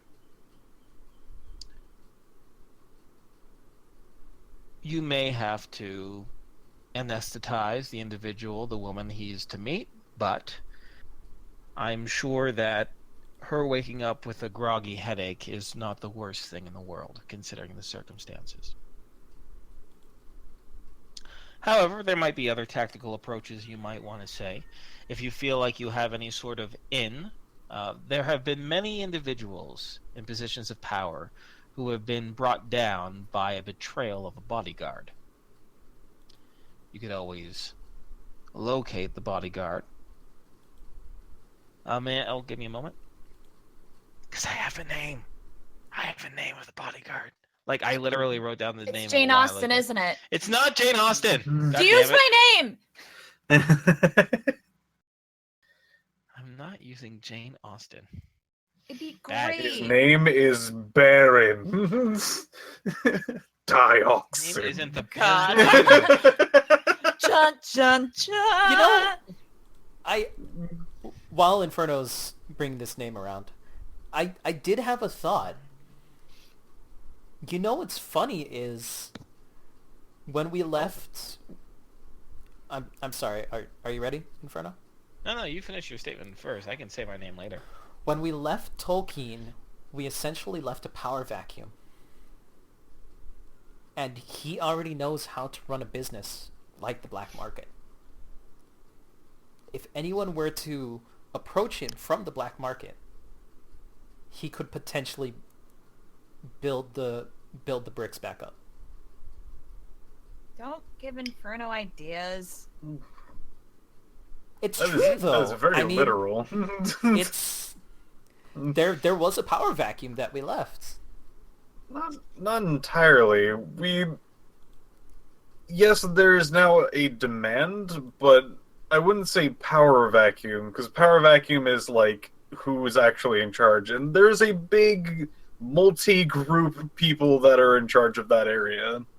And they've all been dismantled Yes, in a exactly. huge sweep. No, I mean like the actual the black market has a power vacuum there, but not the town itself. Yeah. The town itself has That's what I it's meant. fine. That's what I meant. The black market now has no power there. So if Well, anybody yeah, from black market proper came and just somehow approached him, he has the skills and know how to do it. Sort of. Alright. From a space point Kind of view. of. Anywho, bodyguard's name. Brentley Hood. Full conversion cyborg. Mercenary background as well.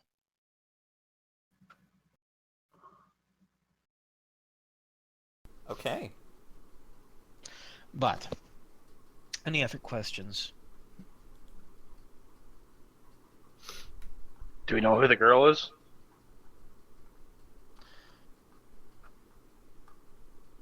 The woman in question, he kind of shifts a little bit, and he says, Mr. Keaton hires a particular service in which to give him companionship. He wishes for a new woman every night. So, Jeez. yes, He is quite licentious. Do we know the Regardless- Do we know the company? Do we know his preference? You know, is he like blondes? Okay, I understand how this is important information. He gives a bit of a smile, although Victoria Sandler looks unamused as the lion says, "It's called Honest Hearts. Is the serviced. He has a penchant for brunettes of and more svelte build, one might say, petite perhaps, or slender. He also has a thing apparently for delicate hands and well manicured fingernails." Lavin looks at Nora's hands. This is really not happening again, Oh, is it? oh no! I'm not looking at Nora. I'm looking at the Victoria? Victoria. Yeah, Victoria Yeah. Sandler. That Does too. she- I would look at hers too. Because she actually can change her face.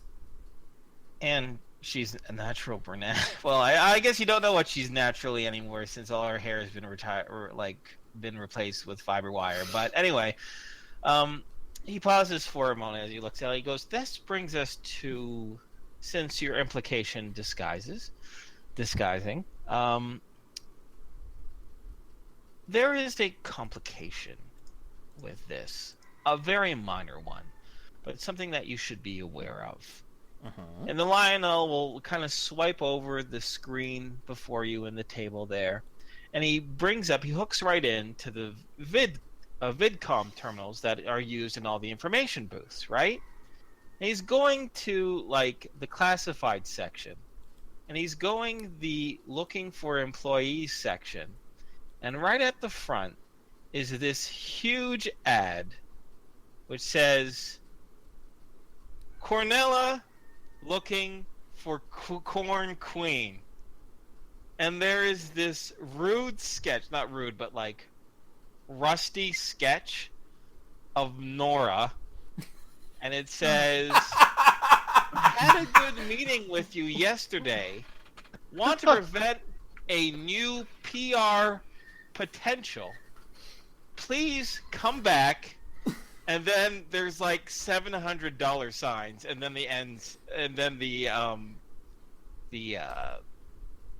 message ends. Wait, I missed something. Is this the corn place? Yes, it is. Okay. Oh, and, yes. and he says, "Now this sketch only slightly resembles you, since the individual who wrote it had not much artistic merit, but perhaps until this ad is done running and Ishpeming, you might want to wear some sunglasses or something. Disguise yourself superficially." I found something worse than the Coalition. You were good. You were good. You got corn. You canned corn really fast, and you got awarded for it. And apparently, they want you to do an ad. That's kind of cool, actually. If I could make 5,000 credits an hour canning corn, I wouldn't have to be a mercenary. He clears his throat and he says, "With your inspection of both Miss Ellie's hands and Miss Sandler's, are you thinking of masquerading as the woman Mr. Keaton plans on meeting?" Well, I'm not going to masquerade as the woman, but, you know. I certainly hope not. Let's see your hands. Does Miss Sandler fit the bill? Patrick holds up his hands. He looks over Miss Sandler and he says, "Unfortunately, Miss Sandler is a significant resource in this particular area, and although she is not afraid of any potential danger or subterfuge, there is a possibility that this is a trap. Therefore, I do not wish to risk Miss Sandler's life." I'll do it. No, wait. I want to get my hands on him. There's one more person that we can look into. And Tom will turn over to Alicia. Does she fit Oh, the bill? Something tells me she Alicia doesn't have. looks at you plainly and she says, Nora said she'll do it. She But- probably doesn't have well manicured hands. No, she doesn't. She bites her fingernails, actually. Yeah. Damn it. Well. Yes, yeah, so fine. she'll kind of bring up her hands and she says, I don't do that. All right. I don't You do see that." Nora like cracking her knuckles. This is what I was afraid of. Don't be I don't think it would afraid. hurt to rough him up a bit. He says, as long as he can talk. That's the important thing. I won't hit the face. Excellent. Okay. Well, I will leave your tactics to yourselves. Success will provide a significant advantage, both in your personal accounts and in dealing with these Hell Riders. Mhm. I look forward to hearing of your success. Now, if there's anything else, I'll look to you each. I'm good. Mm-hmm. Patrick? Still reviewing a lot of the stuff that's on the table. He's going to give a brief nod. Okay. All right. Lavin? Sure, I'm good. Very well. And he'll press a button, and the tinted glass around you clears up again as he stands up and opens the door. He says, "Good day until we meet again."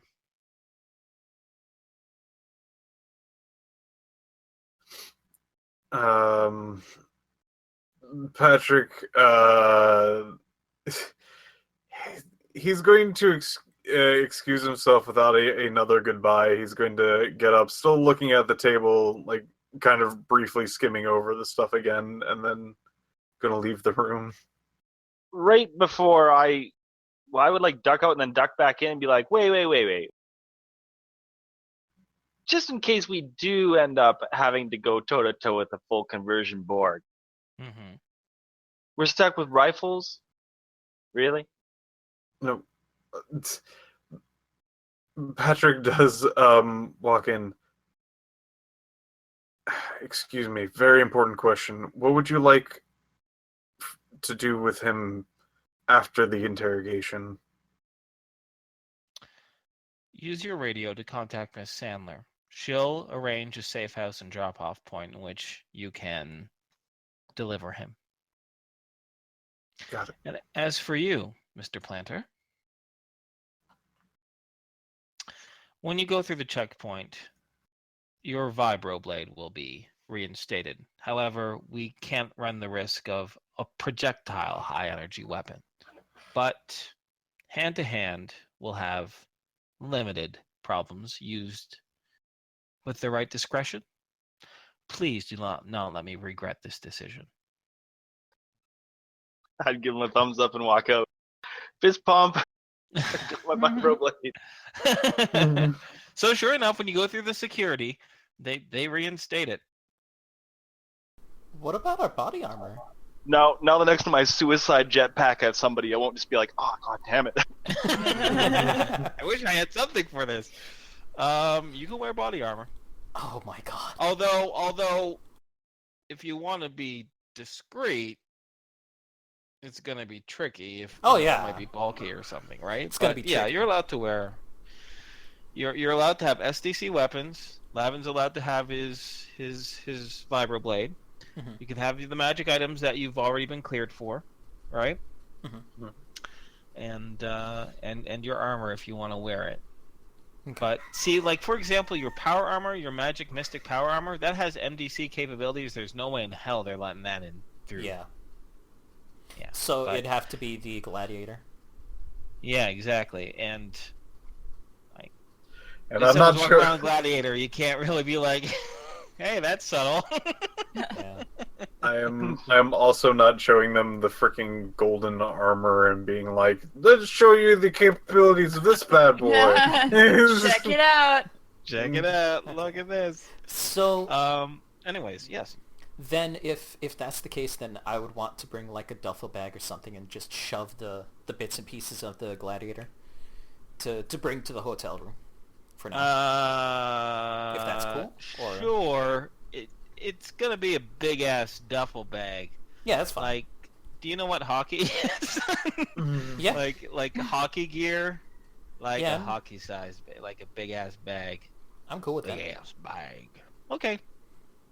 And Then we're could cool. I bring a vibroblade or two, or no? Only Lavin was clear. Oh, not you, damn. Okay. unfortunately. All right. You can blow stuff up with your mind. You don't need a vibroblade. Shush! God dang it. Fine if you put it He does that have a way. point. God. He does have a point. You can melt that man. You could melt Yeah, it so well. much. Okay, so I guess I'll kind of throw it to you guys as to what you guys would like to do next. Well, what time? Oh, it's 2 a.m, right? So we got like freaking almost 12 hours or something. Yeah. Because you almost have exactly. It was about a half-hour meeting, so you have like 11 and a half hours. Is there any place I can dye my hair? Oh yeah, sure. Wait, In is fact, hair the Mall brown? of Michigan has a fantastic hairstylist, and you'll be able to dye your hair no problem. Cool. Yeah, No, but I'm looking at the picture of Ellie, and your hair is brown. What color is your hair? Blonde. Wouldn't it just Okay. be easier to just get another wig? Nah. Okay. I mean, if you want to go for it. So, here's the question. Do you want to buy store-bought hair dye and dye it yourself using your disguise skill? Or do you want, like, a professional, a hairdresser to dye your hair for you? I think if no one's gonna like intervene, she's gonna just go to the store, grab dye, and do it herself. Okay. Yeah, that's cool. Have no one else's fingers rummaging along your scalp? Yeah. Yeah. Patrick approves. All right. Yeah, no, not a problem then. For brunette, you're not looking for any particular shade and just looking for anything that would dye your hair brunette, Mhm. then it would just cost 30 credits, which you can easily afford with the. Oh shit! That's another thing I should tell you guys. Oh my goodness. Yeah, we're gonna have to get in contact with the hooker agency or whatever, right? Well, not only that, but no, as far as payment goes, right? Because it's been a few days since Zoe negotiated with the Northern Gun, and she mentions that she set up an expense account for you. Well, during some of your downtime, right, when you would have met around, maybe even before you went to the mall or whatever reason, we'll just say narratively speaking, she would give you credit cards, like literal cards that are linked to your Northern Gun account. So as long as any purchases within Ishpeming, it won't work outside of Ishpeming because they don't have the infrastructure for it, right? Mhm. But most businesses, not all, right? Some of them are still credit based, right? But a lot of businesses, especially everything in the Mall of Michigan, can take these, for lack of a better word, bank account cards, and it will just extract the money from your bank account like a debit card. Yeah. Cool. So you'd be able to pay it on your debit card for the hair dye, and spoiler alert, you have a lot more than 30 credits on your account. Woo!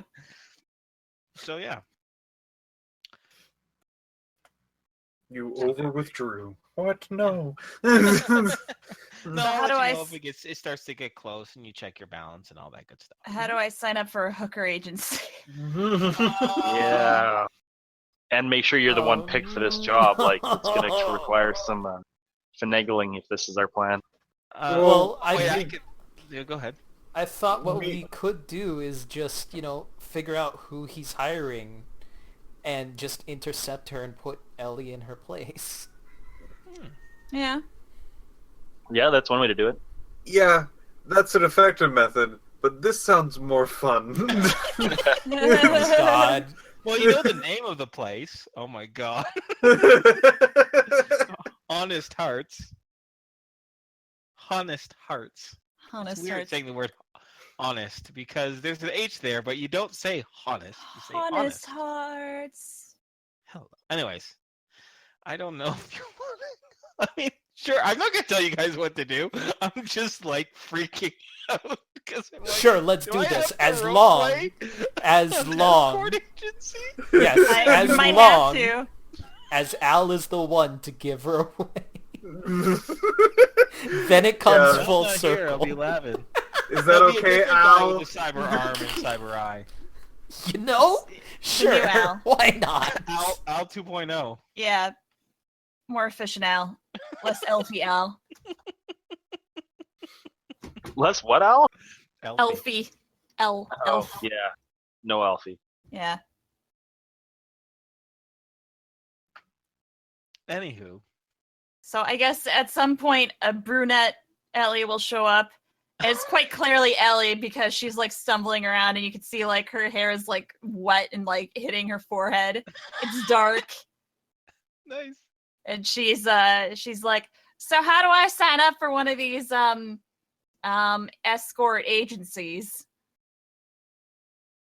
Anybody want to lend me a hand? She's like turning her head around and it's like slapping her in the face. Ah. Well, I'm going to assume that none of us have ever signed up for an escort agency. Have you guys? Because I haven't. Why This are is out of we my realm of signing up? expertise. Was it like a taxi service? I think so. Something like that. Do you Maybe know how we to should just- drive? I look at Yeah. Tom and say, maybe we should just Oh. intercept the chick on the way.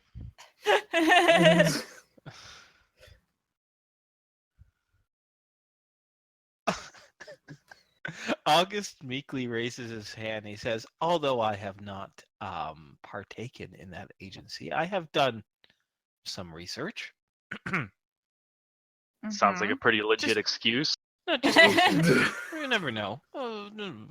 Friends from, well, not really friends, just individuals from.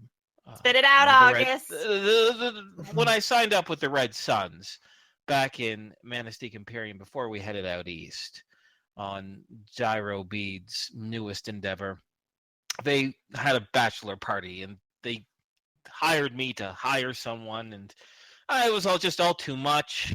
But Does this am end in you aware- jumping out of a cake? No. He guy looks at you plainly and he like adjusts his glasses and looks over them. He says, no. I'm just aware of how they operate. Typically, okay, well, he says, you can't really, escort is exactly what it sounds, right? It's just someone to go out and socialize with, right? Go on a date or two, companionship, right? Mhm. Everything else is just implied, right, between the two individuals. The problem is a lot of people who use these escort agencies have particular tastes. And, well, with all due respect, Ellie, you definitely fit the bill in the physical department, although I'm a little concerned about how you talk with people. You just seem a little intense. What do you mean intense? Explain. Like a lot of these women are cool, collected, I can be seductive. cool. Seductive? Oh boy, she like sits down and crosses her arm. Now that could be a tough one. Yeah. See, exactly. You're like innocent, and nice, and bubbly, and really forward. And well, I guess there's some guys who like that. He pauses for a moment, and all of a sudden, like his face gets bright red. He says, "But it's not like more to the point. When it comes to something like this, they don't just take any woman off the street and give her a job. They tend to be, recruited. Recruited. That's what it is." So how do I get a recruiting gig? Know someone who knows someone? let's see. Oh, you could always answer one of their ads. They have these ads all over the place, especially in the info terminals. They always make it seem like it's for a new modeling or acting opportunity, but really what they want you to do is an escort. And you can always turn those out just by the vocabulary of them. I could find some of those ads for you. Maybe even the one for Honest Arts, or maybe an individual who works for Honest Arts. Honest Arts. Hearts. He says it would take me, give me about 30 minutes to an hour or so to go through it all, and I might be able to find some sort of contact for you. Well, hang on. I've got a third option here aside from trying to get her recruited and hoping she gets this job, which seems like a stretch to me. Yes, and intercepting the girl, which is maybe okay, I don't know. But as a third option, what if we how does this order get placed? By phone? By computer system? What if we hack their system, prevent whoever they're sending out from getting the message, and just bring Ellie instead? Okay, and then August. It's like they're none the wiser. August, order up a hooker and figure out how we. I'm just kidding. I'm just kidding. You're laughing. The mechanics. No. August says, I understand you're teasing me a little bit, Tom, but actually, that's the best way in order to find it out. If we order one and then cancel one, we'll see exactly how that process is underway. Mm-hmm. And their security would be nothing compared to a bank or a government. Actually, you know what would be interesting is if we could figure out exactly where, narrow down where their office is, have us trace exactly when they get the call, how they input it into their system, if it's actually inputted into their system or if it's manual, like on paper and all of that. Yes, it would be really... Yes, you're absolutely right. Me and Patrick, would you be willing to assist me in this? Patrick needs to do my nails. I would go up to August and kind of elbow him a bit in the side and be like, hey, you don't have to cancel the hooker. No. Oh, okay. Well, then how about you, Mr. Tough Guy? I've never done this before, August says with a bit of a smirk. Why don't you do the ordering? We just need someone to go down to Honest Arts at the time, even at their front desk or whatever, and observe what they do. Well, I think there's been a misunderstanding. I never said I never ordered a hooker. I just said I never applied to be one. Oh, I see. Well, now that's been out of that could be possible. We'd have two teams, myself and any assistance I could be given, because goodness knows we've worked together in the past, Patrick, and you're an excellent programmer. I'd be on this end, getting the information, understanding, you would place the order, Lavin, maybe, or whomever.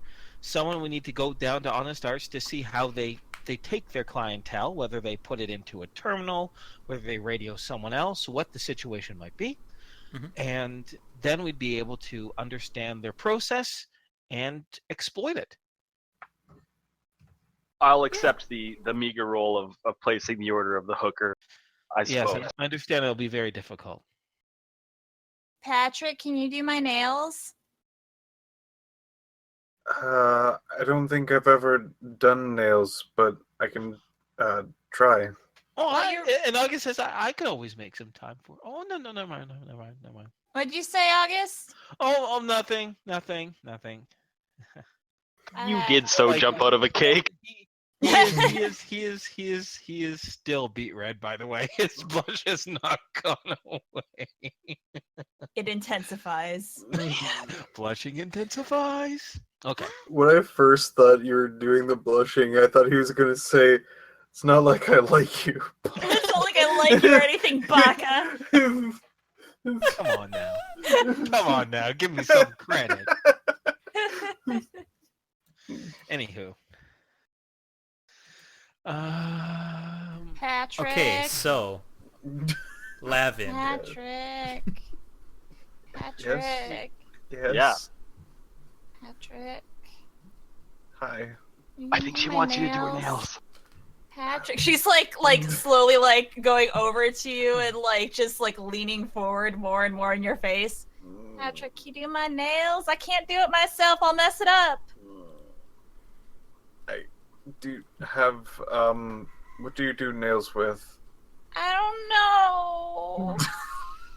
Me neither. And Lavin looks at Tom and points at Ellie and says, "Ellie? Yes. Not Ellie. as in not." But Okay. Yeah. you and I, come here.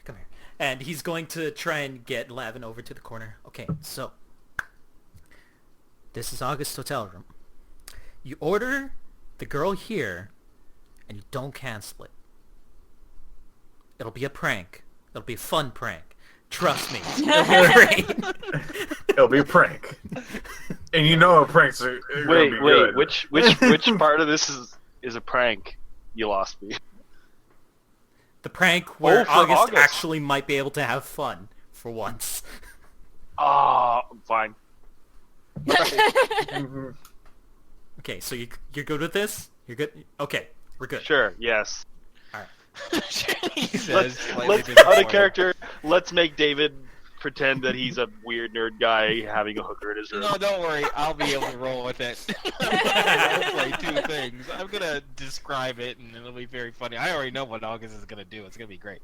All right. So let's put our plan into action. Wait, Okay. Patrick needs to roll for my nails. Yes. Do we have anything? No, you don't have any nail polish. You have to go get some. Look, So Patrick listen. and I are gonna go to the store where I got the dye and get some nail stuff. There you go. There you go. All All right. right. What color? This one says moon candy. Okay. Same candy. Do I eat it? No. Oh, but if it's on It your says nails. toxic. Sign here. that says, please do not eat. Yeah. Please do not eat the lipstick. I mean, please do not eat the cosmetics. If you eat it by accident, I bet because it's on your nails, it's like supposed to be like a tasty little surprise. It definitely says toxic here, though. Okay, I'll be sure not to put it in my There's mouth. like even a skull of crossbones on the bottom of it for people who can't Yeah. read but know what poison is. Mhm. Oh, Patrick, take a look at this. And she holds up like a nail filer. I think this is for your toes. Excuse me, is there anything I can help you with? And a man in a tight, like that sweater is like 3 sizes too tight on him, but he doesn't seem to care. Holla. A tight black sweater, a bit of a kind of an interesting kind of little half hat on his head, and these narrow brown slacks. He comes up, he goes, "I'm sorry, I couldn't help but overhear, but moon I'm candy, really, for your pigmentation? No, it's not gonna work, Help me. honey. Help both Thank of us. you for letting me help you." First. Okay, so this complete and utter stranger is now who he introduced himself as Zinfandel Lacroix. He does I'm a thespian. I'm an actor. He's French. No, I'm not French, although the name is exotic. It's a stage name, you see. My actual name is so boring. You're so Regardless. mysterious. It's amazing. I know, honey, I know. But first, we have to deal with your nails and then your cuticles, and then you cannot wear that. Anyway,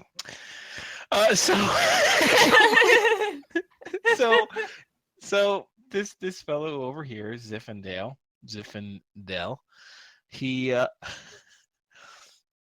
he suggests like either like a dark blue or like a rich pink color. Ooh. Yeah. He shows the proper files that you need. Like that is for your feet. There's like particular ones. He demonstrates how to fix, make sure the cuticle looks real nice, how to properly apply it. He gives you some hair advice. Your hair's still kind of like inflated from like the air dry. Yes, and all that good stuff. And then once that is all over, he does pass on a little card away. He goes, "Honey, please tell me you can read." Of course. Good. Then you feast your eyes on this.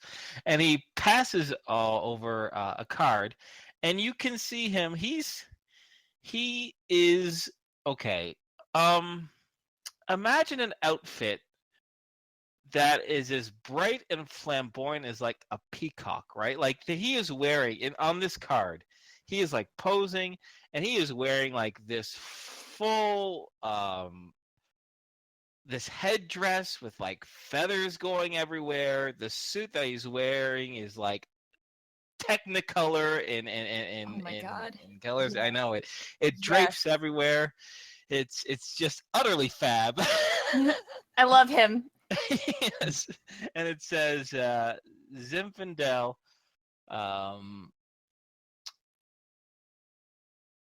it just says Zinfandel.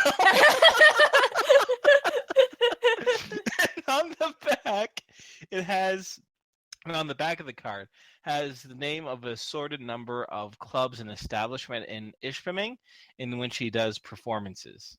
Ooh. You don't know what he performs, but he has boasted that he has a beautiful singing voice. Yes. Oh man. Definitely gonna check this shit out of character. I was about to say Patrick would say language. Did Patrick take notes? He better Patrick have has a little beauty more score of 7.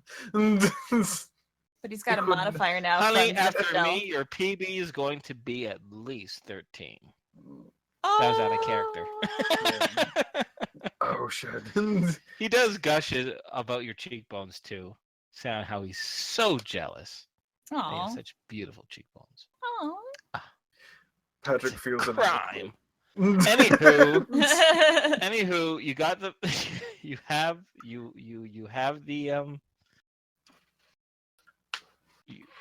you have the nail polish, you have the nail files, you got that. So that plan A is good. We're good with the hands. Yep.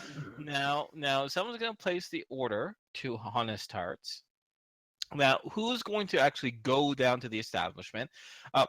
August has located where their, for lack of a better word, their main office is.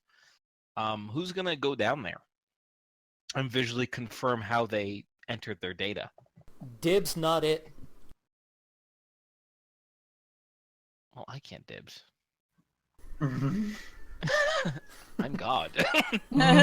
God don't dib. Yo. Lavin? I'm ordering. Patrick? It would look Okay. weird if I did it. It would look weird if Bear did it. Okay, give me a sec. So, what exactly is happening here? Like, I thought this was the order. But I must have blanked exactly what we're doing. Here's the thing: you order over the radio, right? But they don't know if they're gonna put in they're gonna put in the computer terminal. If it goes to a server, like how do they store their data? Like August needs to know what he's gonna need to hack into, right? Or at the very least, like if he can do it remotely, or if he'll have to do it on site, or what the deal is. Okay. So this is to call in first? Is it? Go ahead, Burn. Burn? I'll Huh? you know what? I'll do it. But he will be very apologetic and ask Blink if it's okay.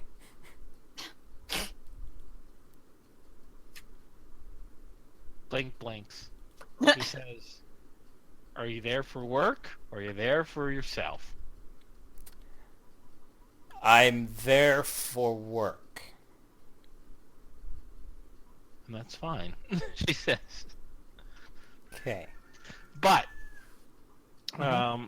okay, so to answer Patrick's question, okay, I think Piph is just confused. Yes. So, okay. Here's the thing. The end goal, is to hack into Honest Art's system so you can manipulate the data and make the woman that Jester ordered go away somewhere else, and you put in Mila's information or Ellie's information and set them up with Jester instead, so he knows what to expect.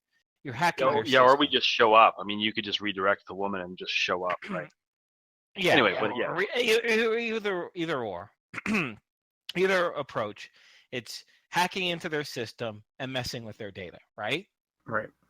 So if I were to call, for example, Walmart and place an order for a Hooker. TV, for a TV, Oh, okay. Okay. over the phone, I don't know what they're doing. You do not want a Walmart hooker, let me tell you. Oh my Experience. God, we are digressing. Okay, Mhm. sorry, So- Governor. Sorry. So now you see why we need someone. Why you would need someone on site to see Okay. how they store their data. I Yeah, guess like you want to we look at the need to do receptionist it. and look at maybe try and get a glimpse of her screen and figure out what kind of system they're using. You know?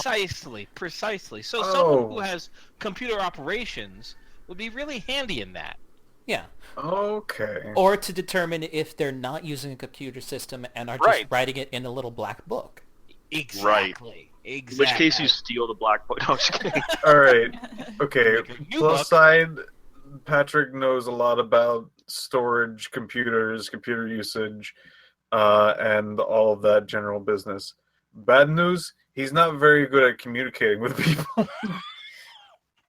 Well, all So you have to do is talking with walk. them and going like, yes, I would like to do the thing, you know. Well, you wouldn't have to No, worry you don't- about that. Right. Somebody else is placing the order.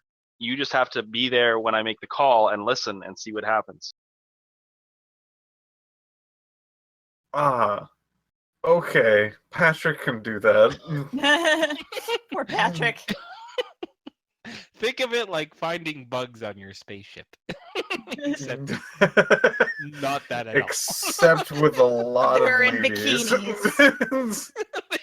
except the security cameras are in bikini. That's why they were so adamant that they had to stay up. Anyway. Oh, digression, you guys. All right. So, August will say, once we understand their system, we'll obviously need to get some pictures of you to upload and put onto their program. But first things first. So August will get set up in his hotel room.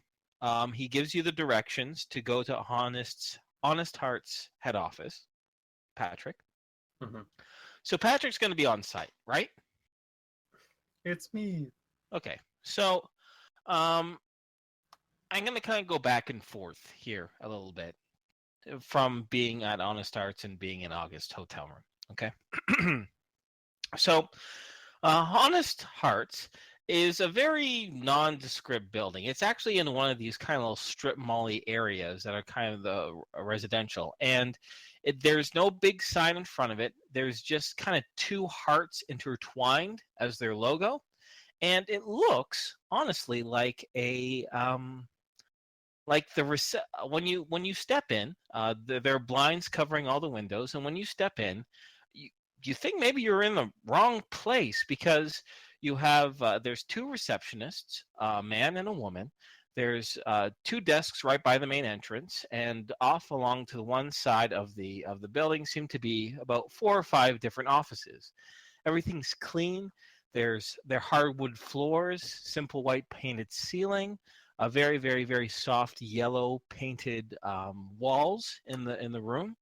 And this looks like something that you would like order like car parts from, or oxygen, sick. or you know what I mean? Like it's really clean and non-discreet. And there, once again, at the front reception area, there's that same logo with the two hearts there. And the young man in front kind of greets you kindly and kind of gives a thin. He says, "Oh, welcome. How can I assist you?" Before I order anything, do you have a bathroom? Roll me D100, please. Did you just say for an ordering thing, do you have a bathroom? Yes, he said that. Roll D100, Piph. Yay! And this man, his like fake smile fades considerably. He goes, "I'm sorry, our bathrooms are for employees only, and I'm not too sure exactly what you plan on ordering just yet, but..." And he says, "Maybe you're in the wrong place." And the woman stands up from her desk and she says, "Charlton, hush. I'm sorry, honey. You look a little flustered. Why don't you come over here and explain to me what you need?" Thank you. This Patrick waddles over. walls on over. As you wall on over, a call comes in.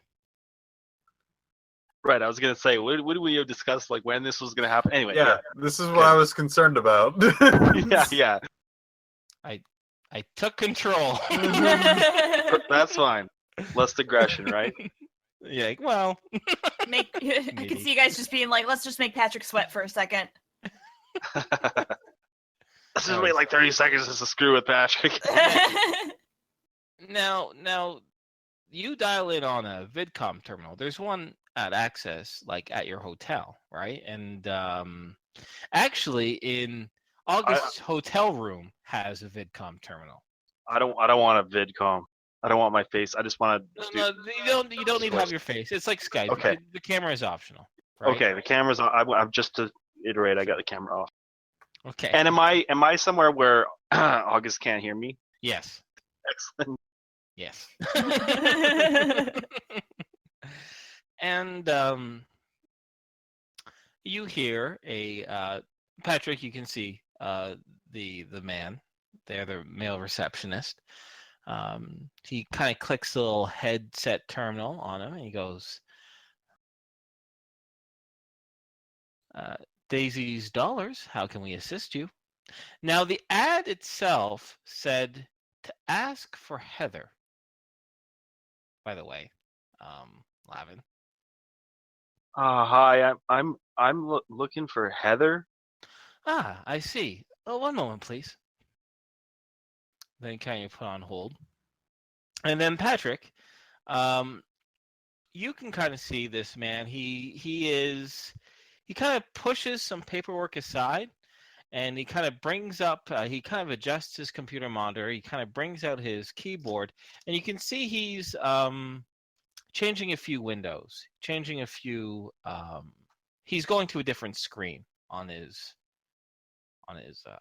terminal. Mm-hmm. He seems to have a standard, hard-topped computer terminal at his reception area. And the female receptionist kind of looks at you, and she stands up and she kind of leans over the counter and she says, "Okay, honey. So, do you really have to use the washroom?" Yeah, it can wait. I don't want to have any trouble as he glances over at the man. Gotcha. Roll me D100, please. Okay. All right. You succeed your check very well.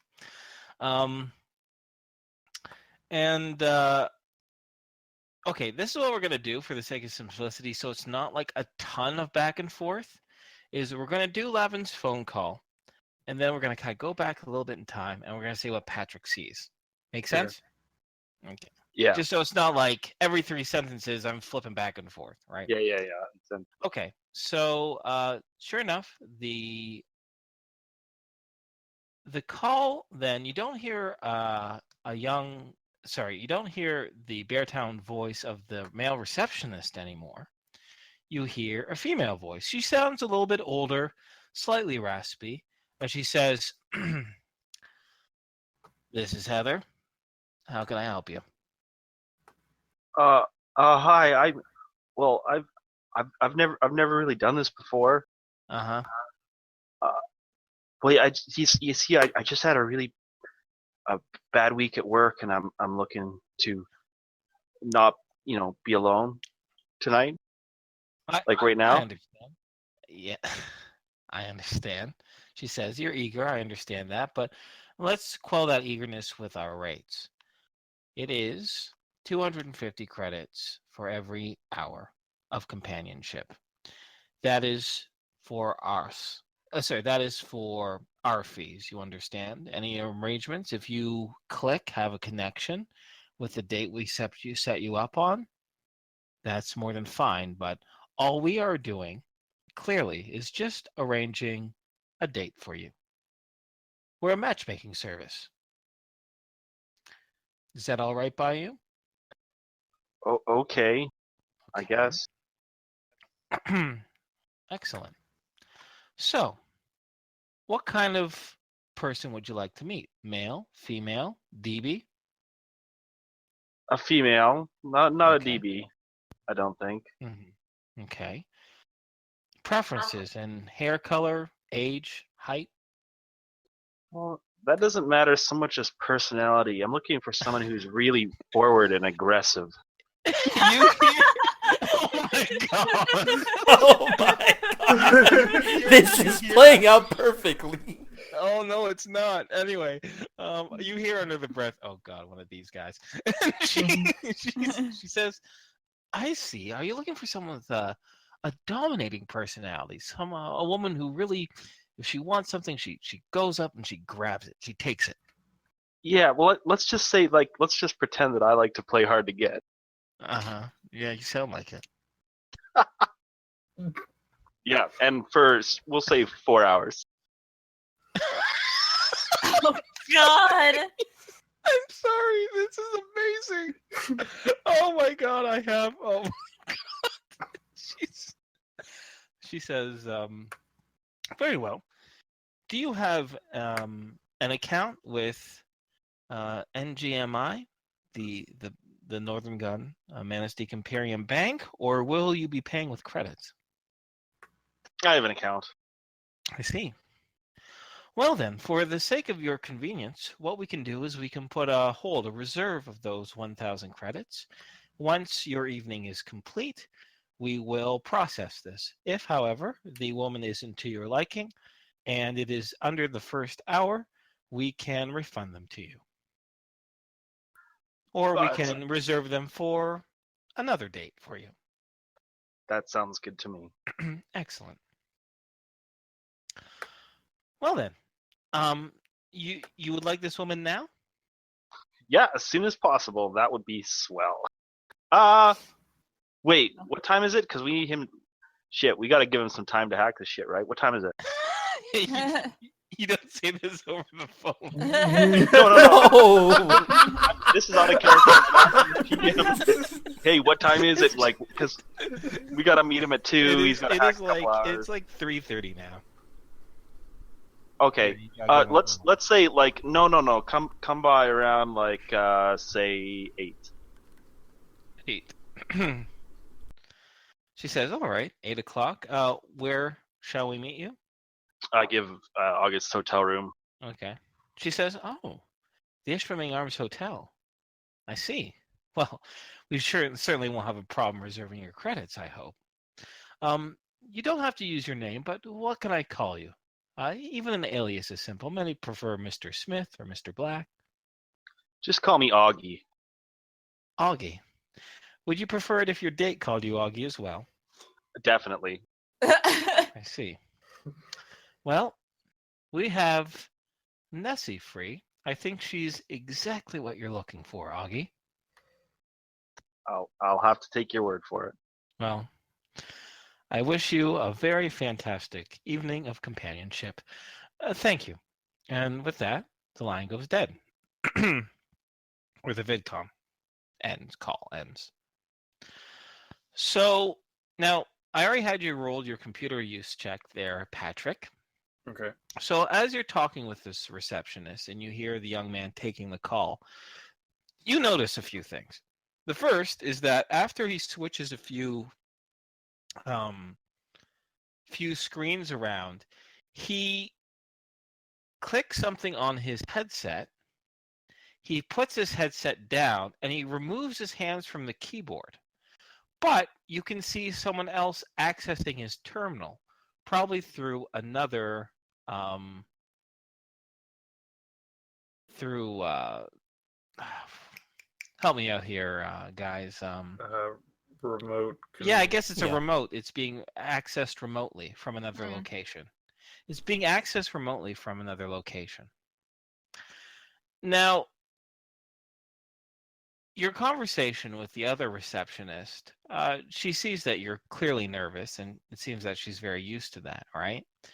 And she takes you over on her side, and she kind of shows you the services that Honest Hearts actually provide. And she starts like showing you a lot of profiles of women that you can set you up dates for, right? Mhm.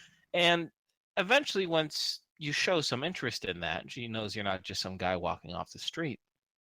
She takes you to the back. She escorts you to where the washrooms are. And when you do that, you hear a woman with a raspy voice in one of the offices. The door's closed, but you can hear her talking, mumbling in the raspy voice. Seems to be saying things like, "Oh, we've heard that before. What would you like to call you?" A lot of our customers use aliases, etc., etc., etc. Right? Mhm. You do your business.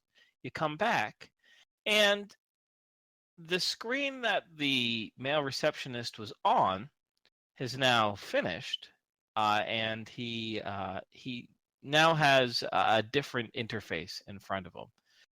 You don't hear any more discussion or anything like that, so you can only assume that the call's over.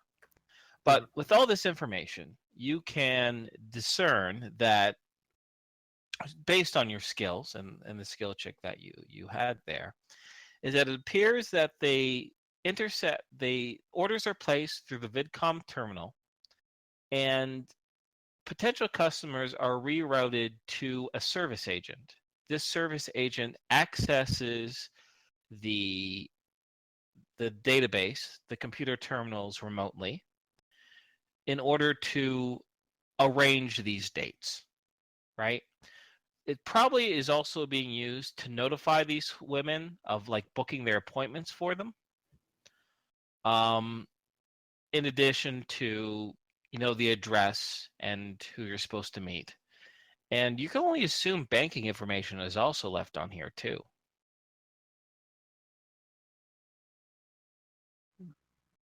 So, do you have any other questions that I might have missed when describing the office? I don't think so. Okay. All right. No worries. No worries. Okay. So you head back to the Ishpeming Arms Hotel, right? Everyone meets back up together. I think it's fair to assume you guys share information, right? Mhm. Except for the So, part about how it's for August. Yes, of course, of course. That's going to be a hilarious secret that August is going to love. So what would you guys like to do next? I'm assuming set up the hack, but I want to be certain. I would think so, yeah. Has Patrick Okay. rolled for my nails? Yeah, I gotta go do the nails. Okay, all right. Now, is Ellie giving him any advice, or is it just all up to Patrick? She'll like remind him what was his name? The thespian Zinfandel. Zinfandel. Zinfandel. Oh, like the wine, Zinfandel, yeah. like very similar to the wine. Yeah. Yeah, she'll like remind him like, oh, he said to do this and to try this, and then this is good for the nails. Okay, all right. That's gonna add a modifier for sure.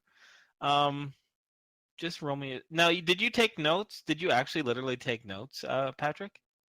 For himself, You could have. yes. For you, okay. So that's also going to give you a modifier too, a positive one. So this isn't going to be that bad of a check. Go ahead and roll me a D100. Make it easier by 30. All right. So, this is what I have for skills. Oh yes, okay, of course. Lay it on me. I'm sure chemistry is going to give me very little for this, so I'm going to Oh my ignore God. that. Yeah. Go with that feeling. Continue. Biology is probably going to give me only like how cuticles work, but that's also Yes. not going to do much. Not a ton. I do have the art skill. Ah, You do. Yeah. You do?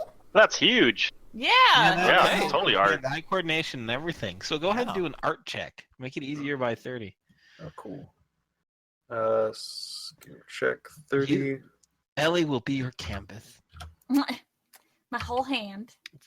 Yay! 16 by 10. Yeah, you Wow, do it. nice. You do it. I mean, this isn't professional work, but you don't go outside the lines, so to speak.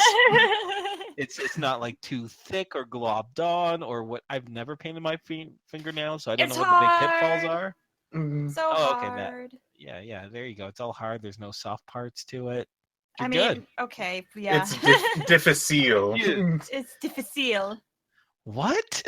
That's difficult in stroke? Spanish. It's difficult. For fancy folk, Inferno. Oh, sorry. I'm sorry. Listen, I just play Zinfandel. I don't know anything that he knows. Don't lie to yourself. Become who you are. You're always meant to be. A proud peacock of a man. I'm Anyway. beautiful. I'm beautiful just the way I am. Anyway, sorry. Anyway, I want everyone to know I'm not making fun of anyone in particular. This is a fictional character. No, you Anyway, actually you sound say like we one of my digress. buddies. Oh, there you go. He's fabulous. He's a great queen. Oh, So. yeah, exactly. Yeah, there you go. There you go. Fabulous. He's fab. Anyway, I mean, seriously, yeah. yeah, there you go. Anyway, regardless. So the nails are good. So now we'll have let me just look at your skills too, Patrick. Is there anything do you want to assist in this hacking endeavor or do you want to leave it up to August? Oh god. Oh, sorry. Oh, God. Lena just totally biffed it. Is she okay? I think so. She's looking at me like, what the fuck happened? Are you drunk? Sorry. Continue, please. That's okay. Anyways, do you want to assist in this skill check or anyone else who has any sort of computer access skill? I mean, obviously hacking's going to help a lot, but if you have something else, I mean, that's good. I have a slew of that, but I'm more curious if I have time to do that or not. Sure, of course you do. Okay. Doing fingernails isn't going to take that long. Yeah, No, 4 I'd hours like to you do to fingernails. participate in That's this extreme. as well. Yeah. Besides, I'd like you to participate if you would like to, only because don't want to leave it completely off to the NPC. Although he could handle it, because you literally have computer hacking. I'm seeing right now, which is literally what you're going to do. I have computer operations. Operations are kind of good with, like what Patrick just did, but what you guys are going to be doing is hacking the vidcom to get remote access to that particular terminal. It's going to be tricky, but not impossible. Yeah, that's Pretty way much out of my Patrick's league. going to roll, and August is going to roll, and we're going to combine their success or failures, how much they succeed or fail by, and that will let them know the result. Okay? Makes sense? So, for example, I'm going to roll D100, and August succeeded by 30. So right now you got a plus 30.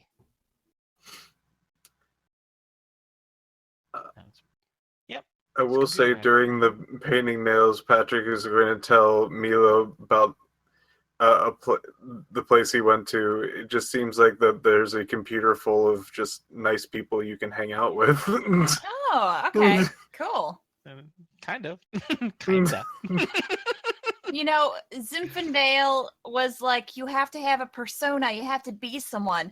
So I've been trying to think of who I can be. And I think I got an idea. I think it's going to be good. I think they're really going to like me. Patrick is nodding along, and he's like whispering to himself, like each time he like does a stroke with the nail. Is that nail brush? What is that called? Sure. Yeah. Yeah, nail brush. Yeah. He's just basically like mimicking exactly what the guy said. It's just like, make sure you go like you like do from like the base operate. Is that the? Yeah. Yep. Yep. He's like being very like careful, like putting it down. Jesus Christ. Okay, sorry, small digression. If 2 weeks ago you told me that one episode was going to talk about corn and the other one was going to go into the details of applying finger polish, nail polish, I would be like, what kind of fucking game are you running, Inferno? But now that it's happening, I'm going to roll with it. Anyway. It's great. I love it. Love it. It's gonna be good. Anyway. So do you want to roll your hacking skill? I guess. Do I apply the plus 30 or do I just roll my own? No. and You have- just roll and we're going to combine them. Okay. The success. So mine's not that great. I know, it's 59. So you fail by 15.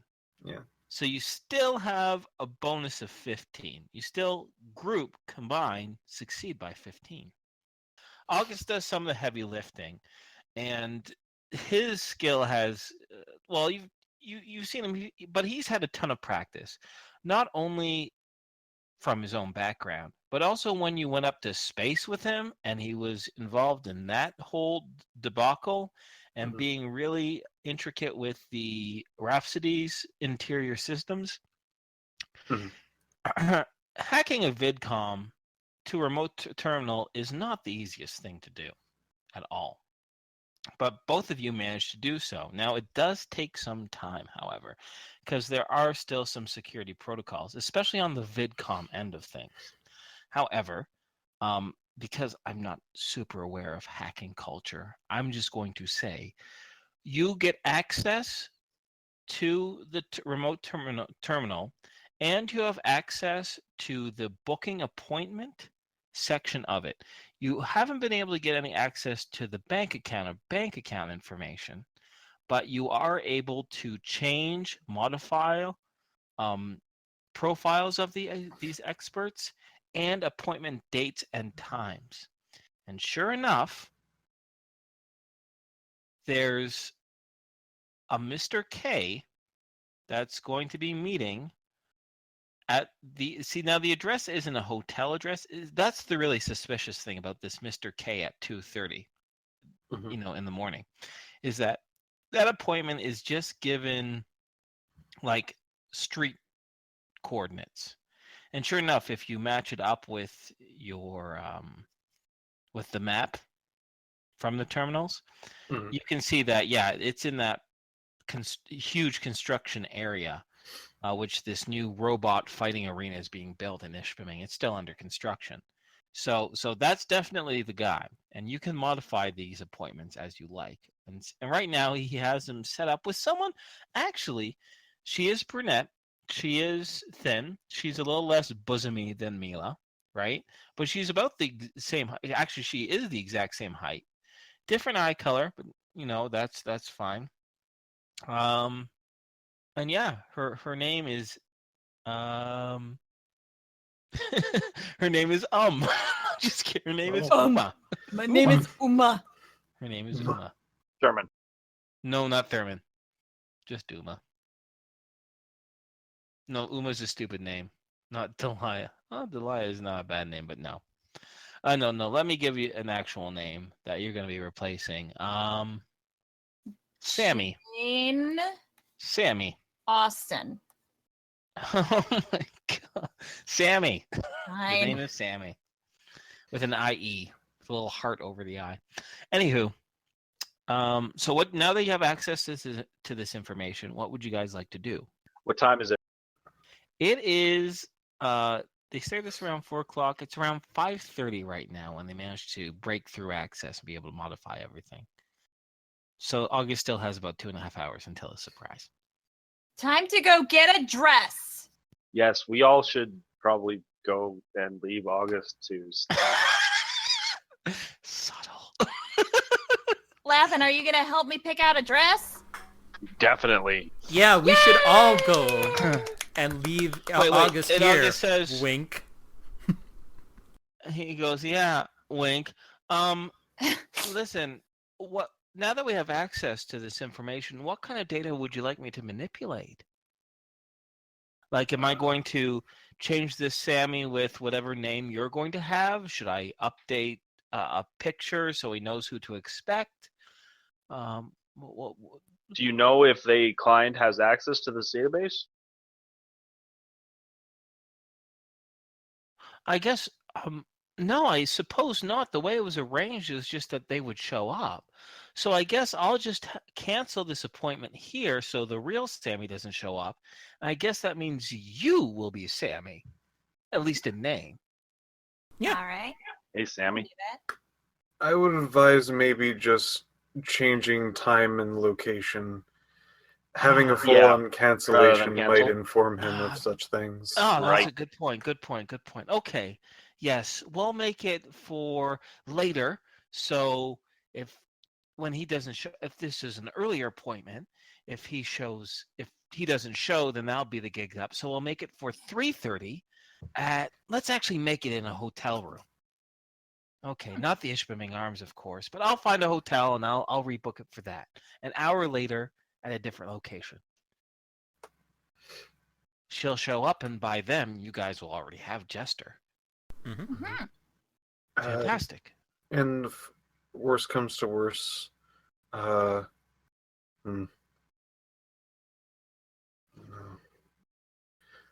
maybe it should be a place that we are least informative.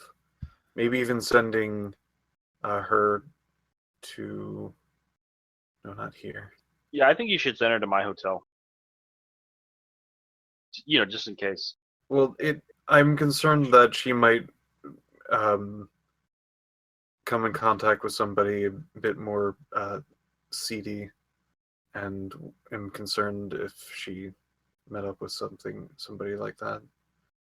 Oh, yeah. No, don't send her to my hotel because that would be a terrible idea. They'd track us back here if something went sideways. So send her to a bar or something. Like a public place. How about the mall? Sure, the mall. Like, she'll just think she got stood up. Yeah, I can arrange that. Says August. Mm. Okay, all right, sure. I'm sure, I imagine that happens all the time. Nice big public place. That way, if the guy gets cold feet, he can just pass her by without it acting all strange. All right, yes, Yeah, yes. in case you think she has a big nose or something. Oh, I wouldn't leave a girl with a big nose. What? Nothing. August But says what- as he gets to his terminal, as he gets to one of the multiple computers he has set up strewn across his hotel room. You wouldn't As he leave a gets- girl with a big nose, but would you pay a girl with a big nose? That's the question. To be my friend? Yes, I love having friends. Never mind. Okay. Yeah, August kind of stares daggers at Lavin in like a "don't push it" type of look. But he says, "Oh, all right. I'll arrange the last minute the details here while you go shopping. And I'll just run a few more security checks, make sure we weren't noticed whatsoever when we accessed, the vid terminal and that particular establishment. And I guess I'll just keep disseminating some of the information that your new informant, that Mr. Z, gave us. See if I can't find any patterns or something like that." Okay. Are you sure you don't want me to come with you? I could go with you. I can. No. I can You stay here. You have tons of stuff You make to do. sure. Yeah, you make sure that they don't get rescheduled or that there's some kind of verification or something. Yeah, Oh, make sure okay. they don't catch it. I'll yeah. see you later with the dress we pick up. Oh, okay. That seems to please August quite a bit. He goes, "Oh, okay. All right. That'll be nice to see, I guess." Yeah. Okay. And then he's starting to turn, like, just very subtly. He's starting to blush a little bit more. So he's like, "Okay, bye." Have fun. I will. He says, that's what he says. He says, "I will." He adjusts his glasses. He goes at his terminal. He goes, "I always have fun while I'm doing this. I'm good at it." Clack, clack, clack, clack, clack, clack, clack. Okay. So, with all honesty, my friends, we're going to wrap up here pretty soon. So, we can talk about the dress, I guess. But Yeah. unfortunately, we won't be able to do the actual meeting with Jester Keaton tonight. We won't have. Yeah, no, that'll take way too long, I'm unfortunately. sure. Yeah. That'll take that'll be a whole involved thing. Yeah, that's But- completely fine. But I don't want you guys to. Do you want? Okay, I'll leave this option for you. I can let you know what happens with August and his escort tonight, or we can play it out in real time and you can hear it. What happens, like, because you're out dress shopping, right? hmm So obviously, I guess you'd come back. Okay, Not this is for what we'll do. 4 hours after 8. Yeah, 4 hours. Yeah, exactly. 4 hours after 8 is fucking midnight. Exactly. We wouldn't be back until, I mean, basically we'd go straight to the job, I thought. Well, actually, here's the thing. I said it was 5:30 now, right? Yeah. So it's not going to take you it might take you an hour and a half to find the dress, knowing how someone would shop. I mean, what? Well, it would be actually be 2.5 hours before 8 from Okay. 5:30, right? Oh, yeah. Yeah, we 5:30, could just like get a dress, catch a movie, and Yeah, I mean, then basically- Or you we're out guys for can the make night. other arrangements, like, I don't know, case out the area, come up with a plan. yeah, something Yeah. like that. You know, tactics. Improvise. Yeah. Tactics. Okay, so tell you what, how about we wrap it up here then? And that way Squee could also contribute on the tactics of Yes. ensnaring this jester dude and dealing with the bodyguard. and also, Please just don't make me forget about the escort. Oh, thing we with won't. August. Oh, Okay, we good. won't. oh no, Because no, that- we won't let you forget because at the very least, Squee won't let you forget. I already sent him a message on Skype saying you're missing Operation Get August Laid, and it's freaking hilarious. Oh my god. See, now I thought I knew what was gonna happen, but then fucking Spiral just threw a cog in the work by having like a super aggressive woman. Yeah, I know. So this might be really interesting. I might, oh my god. I might come up with a table and roll of one of different 4 circumstances. You know what you should do? You What? remember what you did with Alicia when she had that one-on-one battle? You did that separate. I'm not doing a one-on-one sexy battle for you. Please consider it.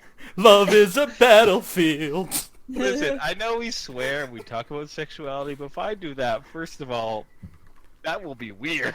And second of all, this will be rated X and no one will be able to watch it. Well, how graphic are you gonna get? I was pretty detailed with that fight with Alicia. Okay, fair enough. And then she Critical. parried. You hit her weak point for maximum damage. Oh my Oh, sure. August is dead. He had a heart attack. But you know, he went out fighting. Well, yeah. I'm not. I'm gonna have something narratively prepared, and either way, I think the outcome will be. The thing is that ironically, this is not something I ever thought I have to think about, but now I do have to think about. So I have to really think about what August as a character would do, and hopefully it will be amusing. Actually, I'll have the whole week to think about it now. Yeah. Now, Spiral, I want you to realize that sometimes when I'm doing fucking boring data entry at my desk, You're thinking about GMing? I'm thinking about GMing. So just want you to know, this week, one of the GM thoughts in my head is going to be, what am I going to do with this? So what you But can do It's is gonna you be can like go Cell up. winking every time you pass by the desk. Yeah, exactly. Like Maybe. go knock on his door frame and go. I know what you're thinking of. Take a sip of coffee, just leave. That won't be so bad. Anyways, but we'll wrap up the session then. All right. So, thank you guys for watching another episode of Riffs, part 401. Don't forget, we will have next session every Sunday. Well, this Sunday coming with Squee this time, hopefully. And don't forget, we also have 3 Galaxies every Wednesday. Thank you guys for watching again. Bye-bye. Bye. Bye. Bye.